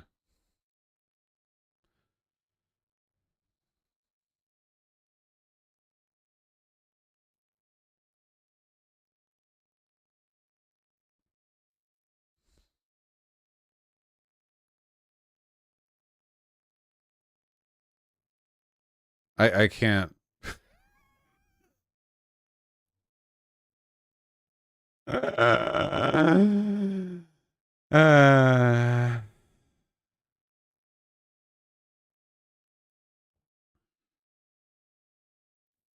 This would be good as a bit. This guy is literally like a character that would have been created in a blistering 1950s sitcom in America to satirize like Western communists. Fergie lives in New Hampshire for its lax gun laws and low tax burden, but his land project is located in Massachusetts. Incredible. I want him in Disco Elysium too. If this guy was a character in Disco Elysium too, the writers would tear into him. They would tear him limb from limb, and every fucking Disco Elysium communist player would think that he was base. They wouldn't understand that he was being made fun of. The majority of the Disco Elysium fan base thinks the woman with the boat is like Hitler and thinks that the Communist Party group that you shack up with are like the visionaries that'll change the world, okay? It's insane. Yeah, the Mazovian, they think the Mazovian commune is like a good example. They think that the final character is a good guy, and they think the lady with the boat is Hitler, okay? The average Disco Elysium fans don't deserve Disco Elysium.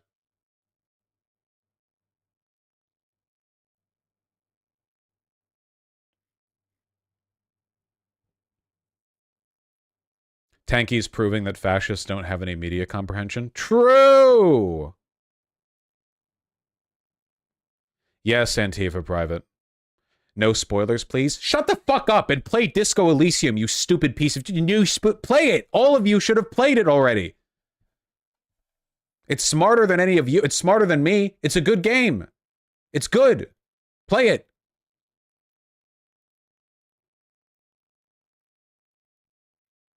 Bavosh, I can't read. Well, the current version is voiced, so... I can't do this, man. I can't do this. Oh my god. Fucking groomer physiognomy on this guy. Jesus H. Christ.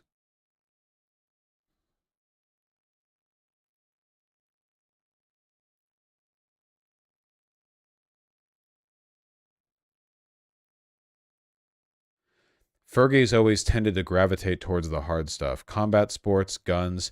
He takes his steak raw, slathered with raw honey and butter. So he tells me he was shooting heroin at 14, sobered up by 16, but then at 18 he was cooking crack at the shared kitchen in the dorms at Bard.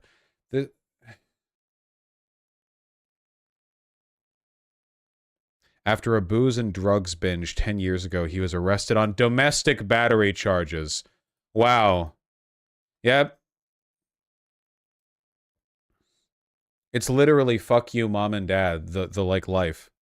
Cult leader freak. I bet you a lot of people in chat would get mad at me if I said that somebody who's had 50 fucking drug problems should not,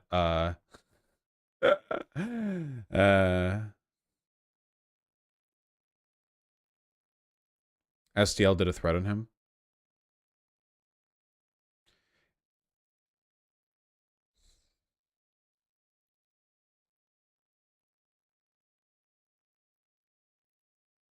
Oh yeah, I agree. Well, this is like what I've been saying. Yeah.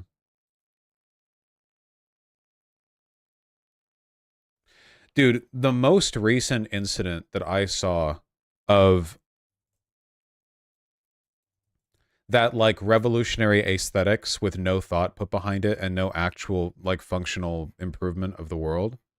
Where is that? Where was that fucking garden homesteading picture? Where was it? This thing gave me incalculable psionic brain damage. I think that the state should make it illegal to grow your own plants. That's the only solution to this, frankly. What is the thing I have to search for to find it? Okay. I think that if you grow a single flower in your yard, the state should come. Why can't I find this? What about my tomatoes? Gone. Gone. They're gone. Why can't I find... I swear to God it was like viral. I'm surprised I can't see anything.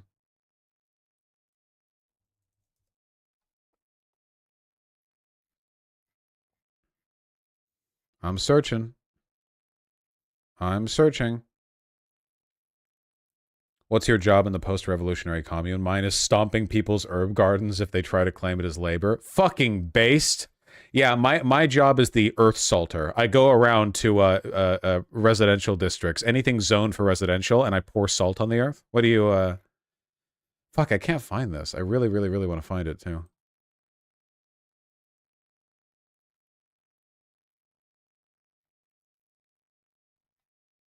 I will find it. Find what? It was people talking about how, like, you could make a sustainable farm off a quarter acre of land or something like that. I'm trying to find it. I can't. What? I swear to God, like I saw it on my timeline just last night. I'm looking at all the keywords that you'd think would have linked back to it. I saw it too.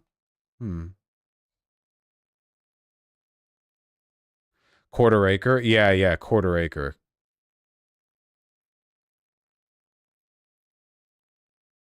Did they delete it? I don't know why I can't find it.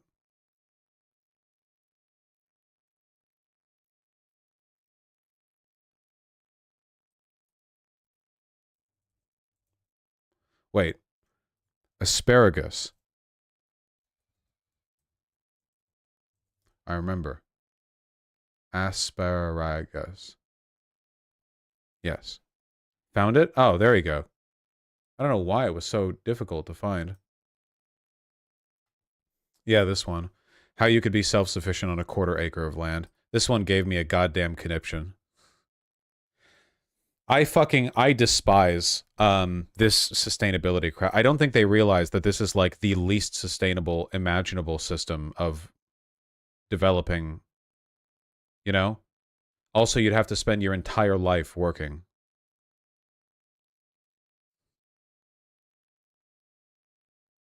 Are those Minecraft pumpkin blocks on the left? I think those are supposed to be bees. Yeah, those are beehives. Why do so many leftists love that imagery? Because to a lot of leftists, they're doomers and they don't believe in changing the world for the better. So they resort instead to fantasizing about escaping it. It's like revolutionary suicide, you know? It's escapism. They dream about going out into the countryside and having a cabin. You don't want a countryside cabin. You don't. I've seen what you leftists look like. You're weak. You would die out there. You don't want it. That's why you don't do it. If you wanted to do it, you could do it. It's possible to do it. You could do it. You could go out there and pay fucking nothing, you know, a blowjob and $2 and get some shitty shack out there in the sticks. You could do it. You don't do it because you don't actually want it. You just want to fantasize about escaping society, which you can't. That's not how society works. I mean, if society doesn't improve, this does seem like a decent way to live. Yeah, if you like starving to death, this is not enough. Not even close. And you'd spend your entire life doing back-breaking subsistence farming. The kind of existence that humanity has spent 10,000 years trying to grow past.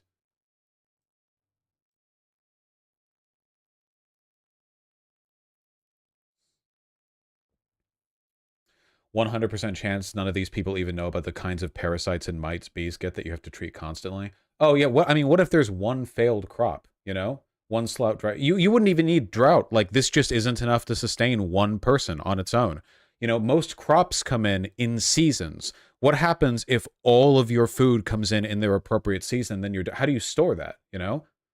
In a refrigerator? I'm sorry, are you connected to a power grid? Do you think a refrigerator can hold it indefinitely, too?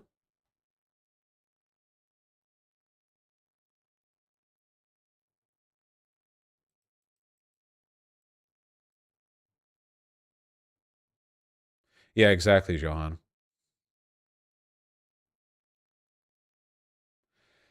Scheherazadian, our current food system is more sustainable than this is by far. Like, you know, if they're willing to live off beets every day, I guess. But, you know, a lot of people during that era had malnutrition. Crop rotation is a thing. Crop rotation won't fix that problem, though.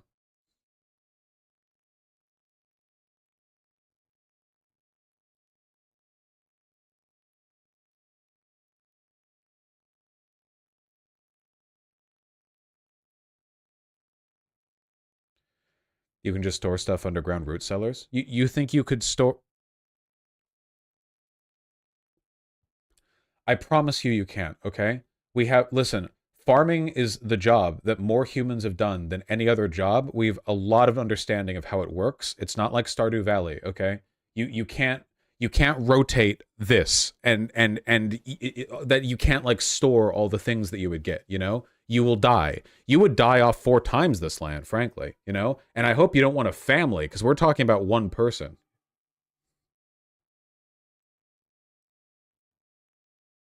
People have died from rotten potatoes in the root cellar? Yeah.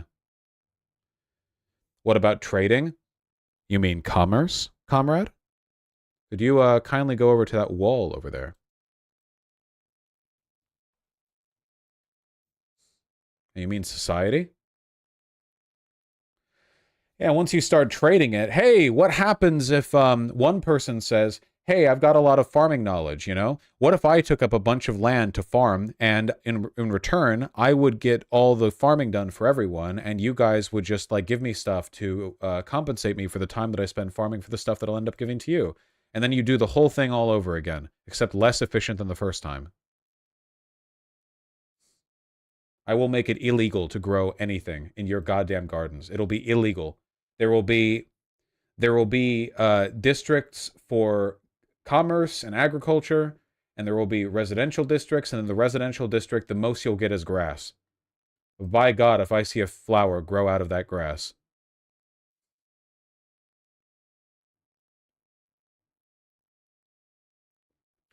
Fuck grass, wild grass.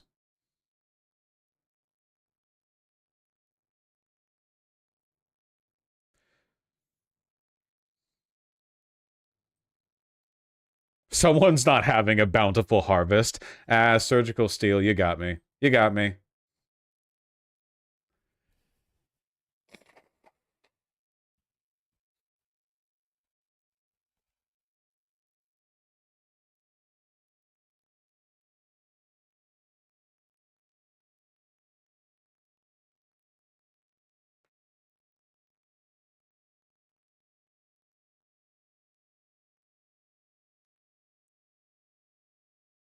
All right. Goddamn dorks. All right. I spent like an hour and a half whining about leftism. Okay? Let's dial it back for a little bit.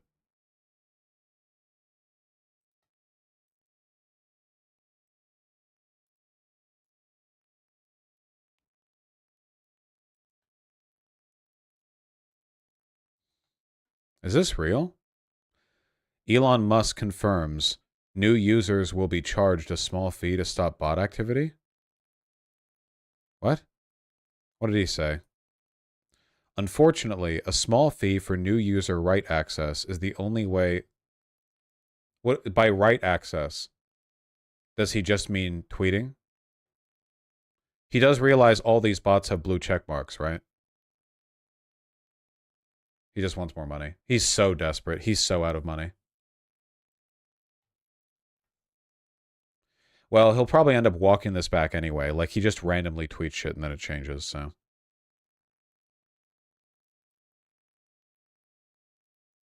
Breaking. There's a fire at the Scranton Army ammunition plant. That's not good. The Scranton plant, a government-owned contractor-operated facility, is the main producer of 155mm artillery shell bodies in the U.S. The Scranton Army Ammunition Plant is where we produce, like, an ungodly amount of our ammunition. That's pretty important. It was Russia.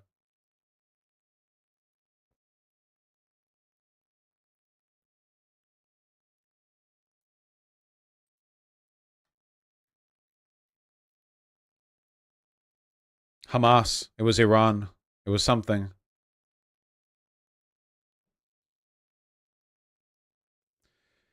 Can we bitch about the Supreme Court? Yeah, I suppose. Guys, the First Amendment no longer applies. We no longer have freedom to organize. Sorry.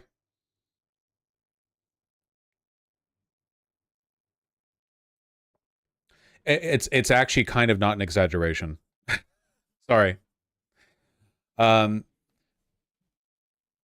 sorry about that. It's not good. It's not good. So yeah. Basically, the Fifth Circuit, the district court, which is packed full of lunatic Trump supporters, has been going after a specific civil rights activist because he was heading a protest where a member of that protest threw a rock at a cop and injured the cop. So basically, the cop sued that civil rights activist leader. And the question was, you know, real tough question, think about it. Should it be legal to sue the organizer for a protest for the actions of people who attend that protest? Now, I want you to think about it, okay? I want you to think really, really, really hard, okay? No. Think of all the ways that could go wrong. First of all, in any large protest, if anything gets even remotely rowdy, like, that's all on you. You're now legally liable.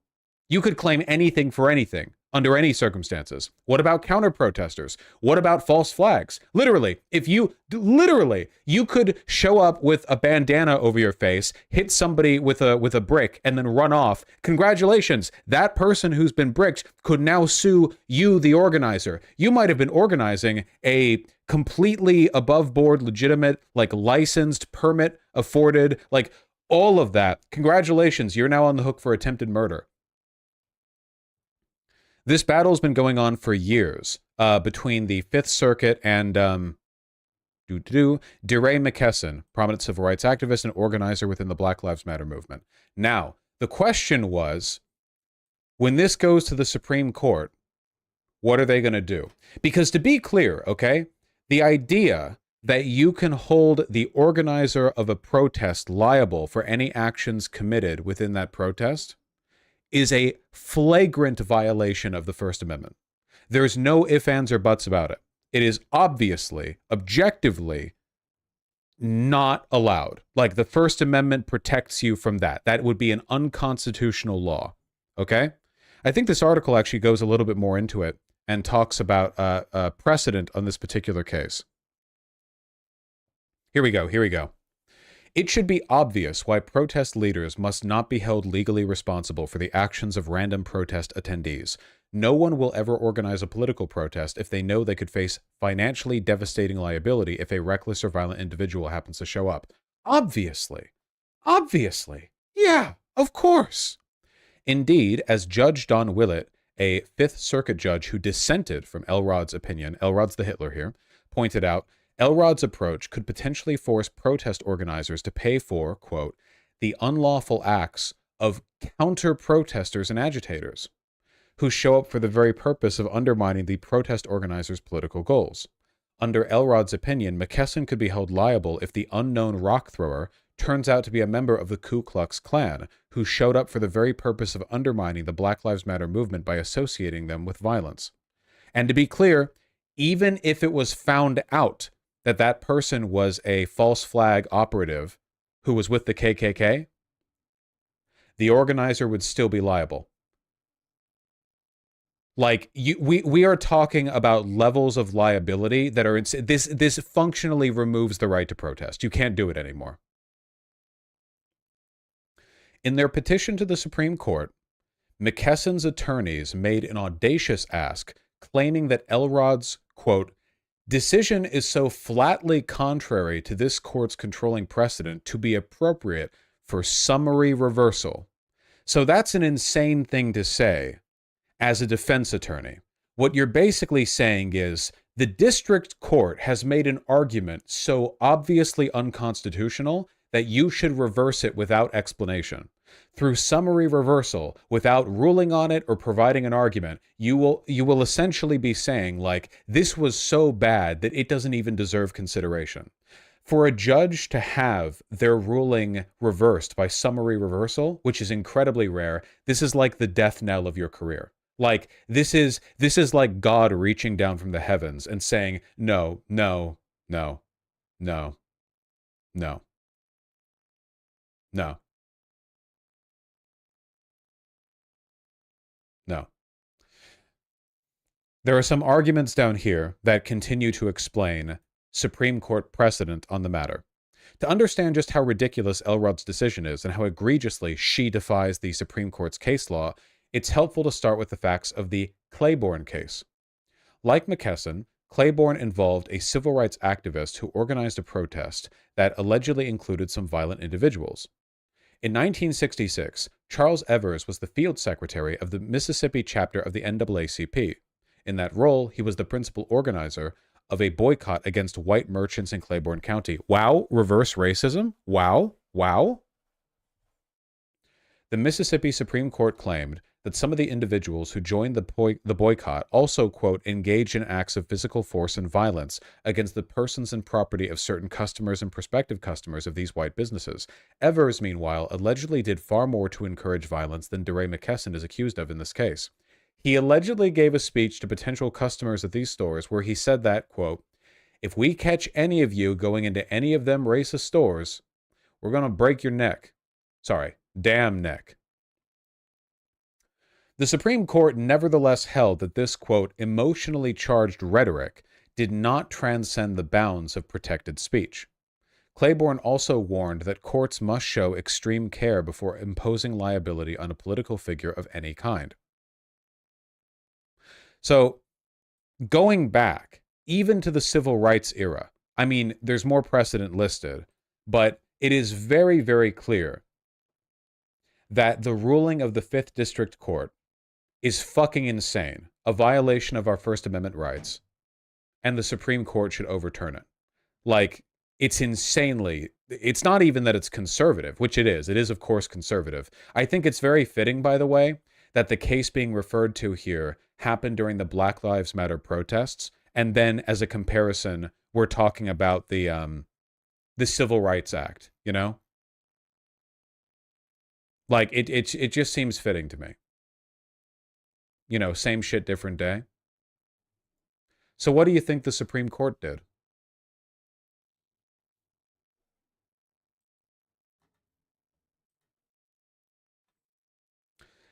They refused to hear the case, thereby upholding it in Louisiana, Mississippi, and Texas. They didn't even take it, thereby allowing the 5th District Court's ruling to hold. How? By not holding it.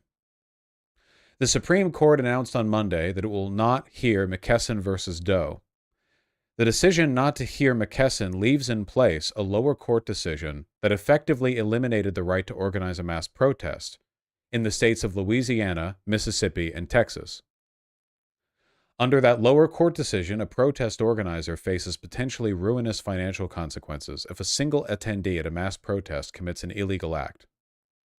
It is possible that this outcome will be temporary. The court did not embrace the Fifth Circuit's decision, the Court of Appeals for the Fifth Circuit's decision attacking the First Amendment right to protest, but it didn't reverse it either.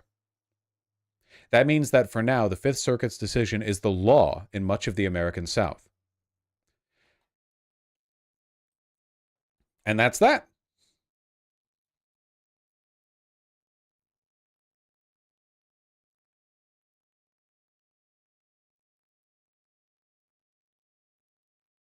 Would this extend to any organized event such as a parade or concert? I'm not sure if there is a legal distinction here between mass protest and other forms of mass organization. My guess is that a protest would have to be defined legally in any court proceedings that took place. That is to say, when being sued for the behaviors of people attending the event that you're holding, they would argue whether or not it was a mass protest. Imagine this makes Trump liable for January 6th.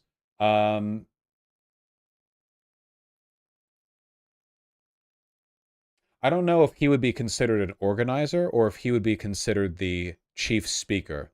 I don't think he would be held liable as the organizer. But of course, that's in DC. Laws can't be retroactive, though? No, they can't. Or at least they shouldn't be.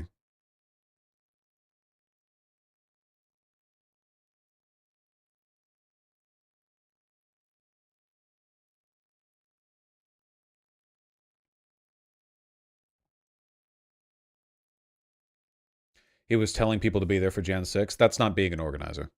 Everyone agrees this rock was not thrown by McKesson. The Supreme Court held in NAACP versus Claiborne Hardware that protest leaders cannot be held liable for such and such. Indeed, as Justice Sonia Sotomayor points out in a brief opinion accompanying the court's decision to not hear McKesson, the court recently reaffirmed the strong First Amendment protections enjoyed by people like McKesson in Counterman versus Colorado. That decision held the First Amendment, quote, precludes punishment for inciting violent action unless the speaker's words were intended, not just likely, to produce imminent disorder.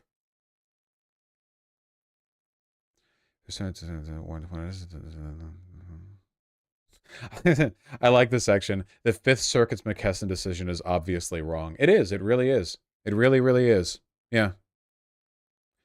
So, what are we talking about then, right? So right now, in 3 states of the union, the right to protest does not exist. I mean that. I am stating that freely and clearly. I don't think that's hyperbole. I legitimately think that a section of the First Amendment has been carved out. The liability of an organizer means that no one will be willing to organize. That is just, I don't think that's hyperbolic. I think the reason why the Supreme Court wants to hold off here, there are 2 possible explanations that I believe. There are others that I don't believe, but here are the 2 that I believe. One, they're waiting for Trump to win. They're waiting for the full happening, the reversal of democracy, Project 2025, the end of the union, so that they can just do whatever they want. It's a possibility. The second possibility, and the one that I personally think is more likely, is that they are trying to make people sweat a bit. See, the Fifth Circuit's ruling is so egregious that a summary reversal probably actually would be warranted. It's revolting how bad it is. They're not doing that, obviously. I think they're trying to make people sweat a little bit, you know? I think that they're trying to show like how close their finger is to the button, if that makes any sense. But that they might go ahead and address it in the future, which they have the potential to, you know. Challenges to this ruling will be brought, right? Just because the Supreme Court is not choosing to reverse this ruling, that doesn't mean that more cases can't be brought against it, more challenges to it. Is it possible they didn't vote on it because Thomas is secretly dead? Okay. If it turns out they didn't vote for it because Justice Thomas is secretly dead, that would be pretty cool. Now, I don't think that's likely, but it would be cool. Unlikely, but cool. Everyone pray.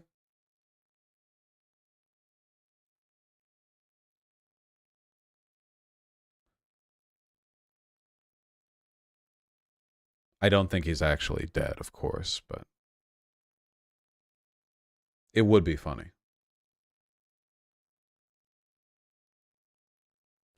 It's a toss-up between him and Alito for a worst justice of all time.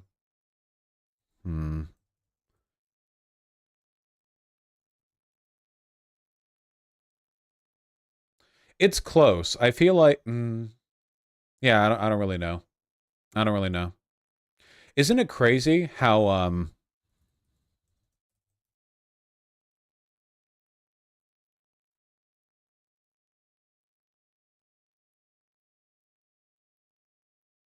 No, sorry. Yeah, isn't it crazy how Scalia has been like not exonerated in retrospect, but like he's so much less bad than so like Scalia was like the last hyper evil conservative Supreme Court justice who believed in anything, you know? Like, yeah, he's been completely overshadowed. Like, Scalia did have pretty strong principled beliefs when it came to some stuff regarding, like, protection from the state or police behaviors, like that kind of, like, you know, he believed something. Well, actually, Conyer, no, because, God, I wish I had a better memory for names. Amy Coney Barrett and, Kavanaugh have been relatively moderate compared to, like, you know, Clarence Thomas, right? Like that, I genuinely think that if Donald Trump was more competent, he would have found bigger lunatics, you know. But he didn't, you know. Yeah, Trumps aren't even the most evil. I don't know. I don't trust. No, I'm not saying they're good or any. I'm just saying like compared to fucking Alito or Thomas. So comfy.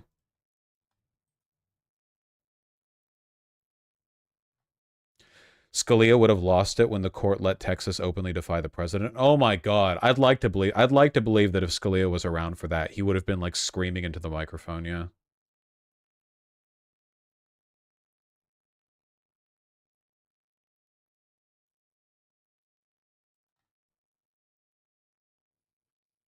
Alito used to be more normal. Am I wrong in thinking this? No, yeah, for sure. It's just now that like the GOP is openly fascist and openly anti-democratic, they don't have to pretend, you know?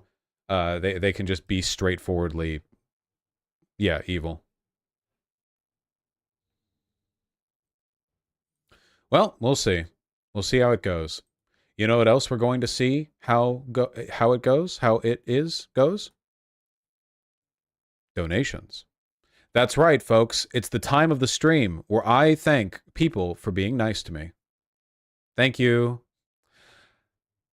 Semi-Locon, thank you for the 2 Tier 1 subs. I really appreciate that. Tinafel and Dancing Soldier, thank you for the $5 both. I really appreciate that. Nice, Dancing Soldier. That's awesome. And congratulations, Tinafel, and getting ready to vote for Brandon.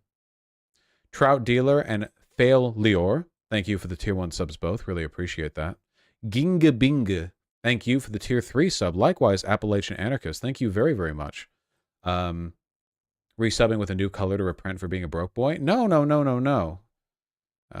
don't want to, as a coastal elite, don't want to take any more money out of Appalachia, trust me. Verona, thank you for the $5. Heckenchonker, true.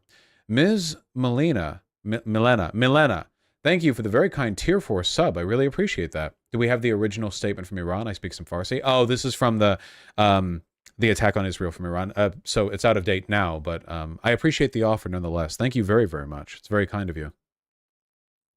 Thank you. Sake with the 5 Tier 1 subs. Silly poor Vosh doesn't realize there's more than one kind of salad fork, Porky. Yeah, you know, honest to God, I haven't sat down for a meal at a dinner table in so long. I eat at my desk, like, pretty much every time, unless I'm watching stuff with my friends and roommates, in which case, like, we have, like, little tables we pull up. But no, just sitting at a table? Good Lord.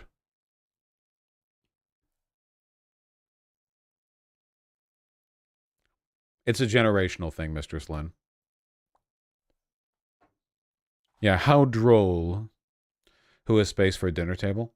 Did you guys see that those stats on Twitter from the person showing off the like average fucking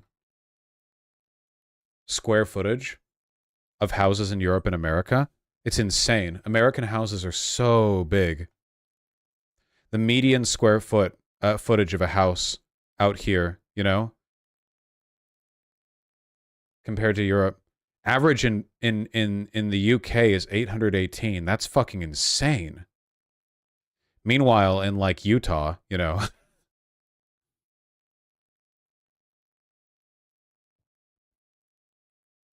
What about apartments? This includes apartments. Sorry, just a home, like average home space.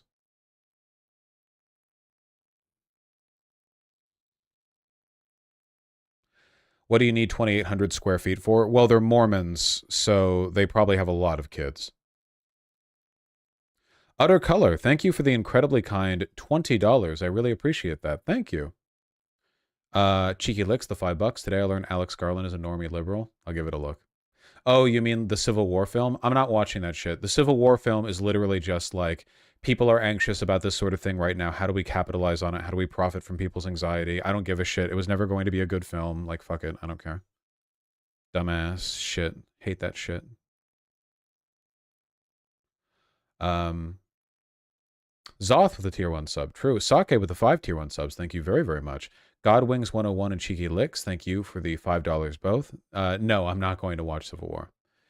Sake Tanuki, thank you for the 5 tier 1 subs. Really appreciate that. Sovball, thank you for the 5. REI is great. Been buying a lot of stuff there for my Mount Baker climb. Nice. Also, ask these chuds to post pics of their minis. For some reason, they never own any. Yep. You know who does? Magnus the Red, who donated $10. I know some of the last few months have been wacky, but glad to see you're trucking along. Here are some models that I've done recently. See that segue that I did, guys? That's called being a professional. Look at that. God damn, look at that. Look at that shine. The glow. Oh my goodness. This person is transgender.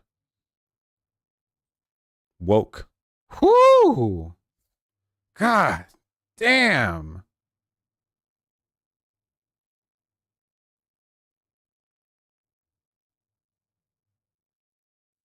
That is beautiful. Kakao Wen, thank you for the 623. Completely unrelated, but the secret to shower sex is light sesame body oil. You want the pure stuff with no scents, etc., but it's life-changing. Do you mean as lube? The problem with shower sex is that all the fucking lube or pussy juice gets washed away. Not what is this meant to help with? I guess you can also slip. Slipping is also a big deal in the shower. Anyone of any age or level of physical fitness can slip if you're fucking in the shower. You got to be careful. Yo! Newest addition to my Pride series, where I paint one Warhammer 40k Age of Sigmar model for each faction. Use the trans colors. Karn the Betrayer World. God damn! Look at that. Love the tones they chose for the pink and teal as well. Or I guess it's like between a blue and a teal. Like it's a little it's amped up. It's saturated. That's why you need a shower bench. Yeah, I agree. Oil is hydrophobic, so it shouldn't wash out as easily, I think. You can use oil-based lubricants while having sex in the shower, but first of all, I think that feels weird in the pussy for the person with the pussy, because then you're getting, like, oil lubricant in them sometimes. I think it depends. But also, the water's still there. It's a whole thing. It's a whole thing, you know?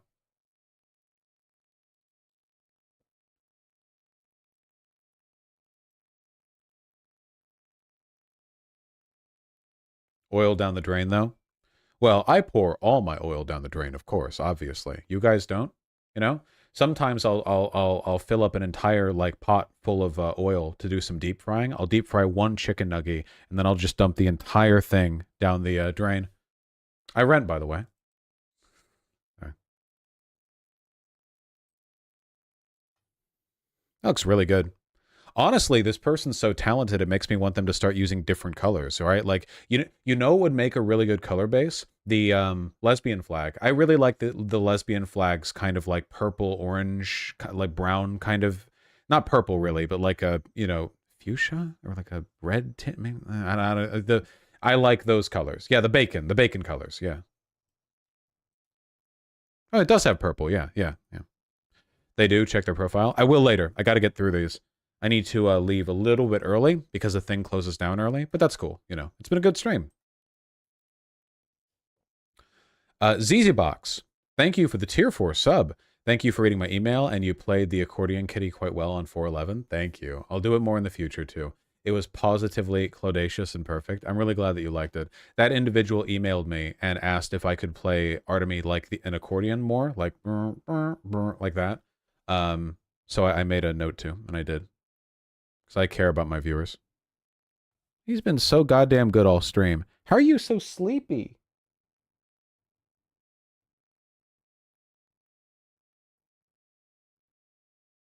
Yes. Appalachian Anarchist, thank you for the tier 1 sub. White Name Genocide and a cool chatter, yeah. We're in Retta shit. Luckily I dodged that, but you're right about the poverty at Scrimdog. In Appalachia? Oh, yeah, for sure. Has anyone else seen that YouTube video of the guy who spends an hour driving around Appalachia? And it's like the most depressing, ruinous, like dilapidated, underserved fucking shit in the universe? It's, yeah, it's really bad. It's like really, really bad.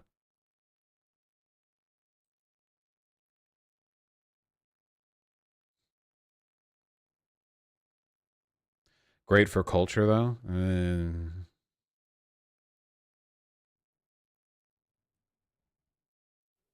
Existential 8-ball with the tier 1 sub. I literally just finished a convo with a young radical, and it circled back around the unspoken. It's okay to care about something and stop being lazy and learn. Yeah, it's just, I don't know. So much of it is personal satiation.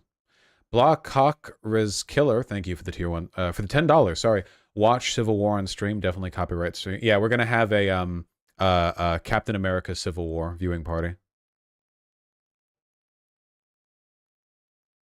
Failed Punk, thank you for the $5. Love your lib-soak content. How much would I need to dono for a shout-out of my band? We're called Hard to Market. No kidding. I don't really do shout-outs for stuff that I don't have the ability to appraise personally. But I just did, kind of. You know? If I Google Hard to Market band... Oh, now I see. Now I see you, yeah. Hard to Market, the Phoenix Clubhouse. Hell yeah. Yeah, you've got videos of you up from performing at the Phoenix Clubhouse. You're in Phoenix? Wait, by Phoenix Clubhouse, do they mean like the city? Or do they mean the mythical bird and it's in any other city? You have to tell me, Failed Punk.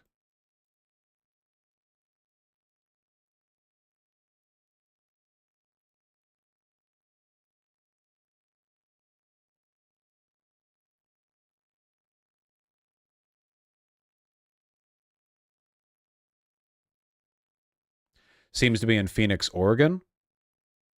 Oh, okay. Nice.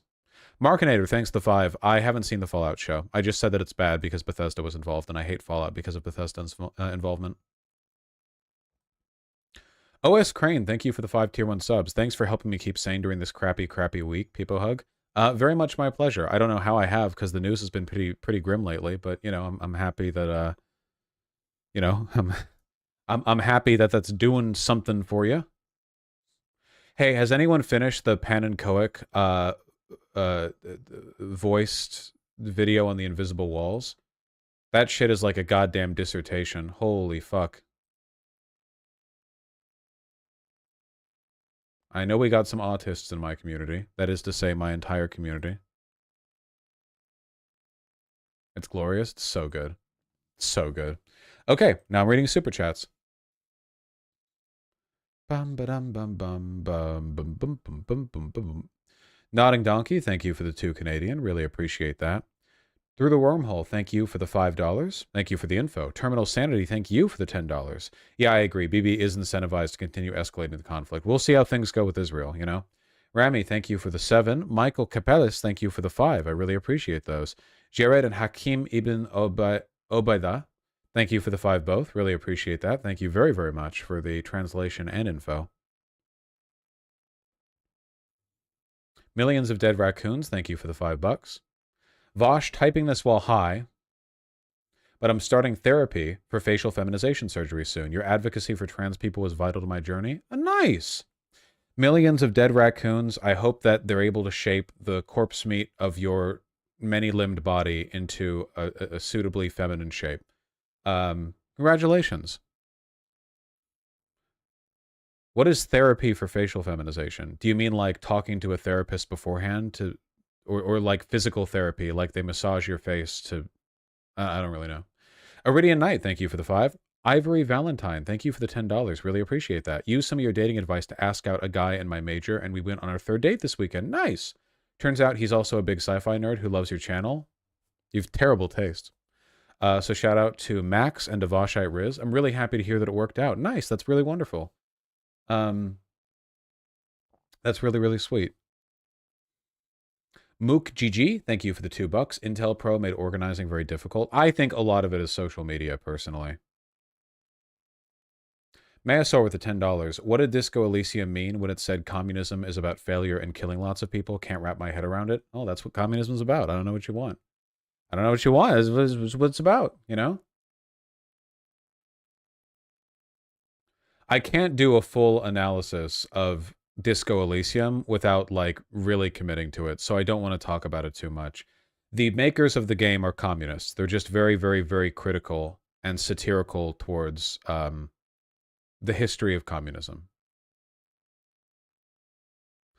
Illegitimate meat sauce, the $5. Isn't it crazy how when you said, isn't it crazy, Artemy's head perked up? That's because he loves me.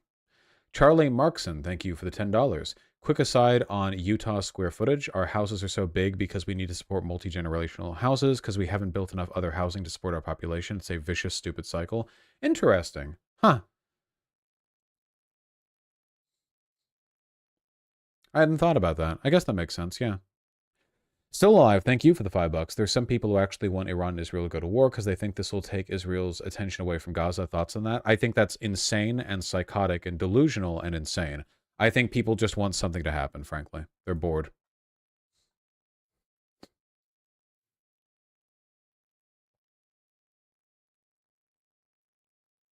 Your boy Coming, you're missing the point if you think that Disco Elysium was written by chronically online tankies. You're missing the point entirely, I promise you. A lot of what you might read as sincere is satire. I'm only on day 2, no spoilers. Then don't confirm that it's been chronically written. You're only 2 days... Okay, I'm leaving. I love you guys very much. I am going to... Why is this moving like that? There we go.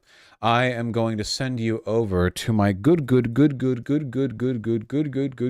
friends.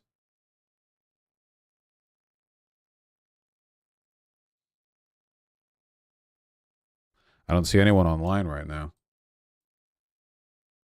They're all gone. I think I'm going to send you over to YMS. I'm going to send you over to YMS, you know? Go have a good time over there. I love you guys very much, you know? We'll talk tomorrow. It'll all be okay. Go say hi. Go be good. Apparently, Kung Fu Panda 4 and Hundreds of Beavers watch party later. Well, shit. Gotta go peep. I'll see you guys soon.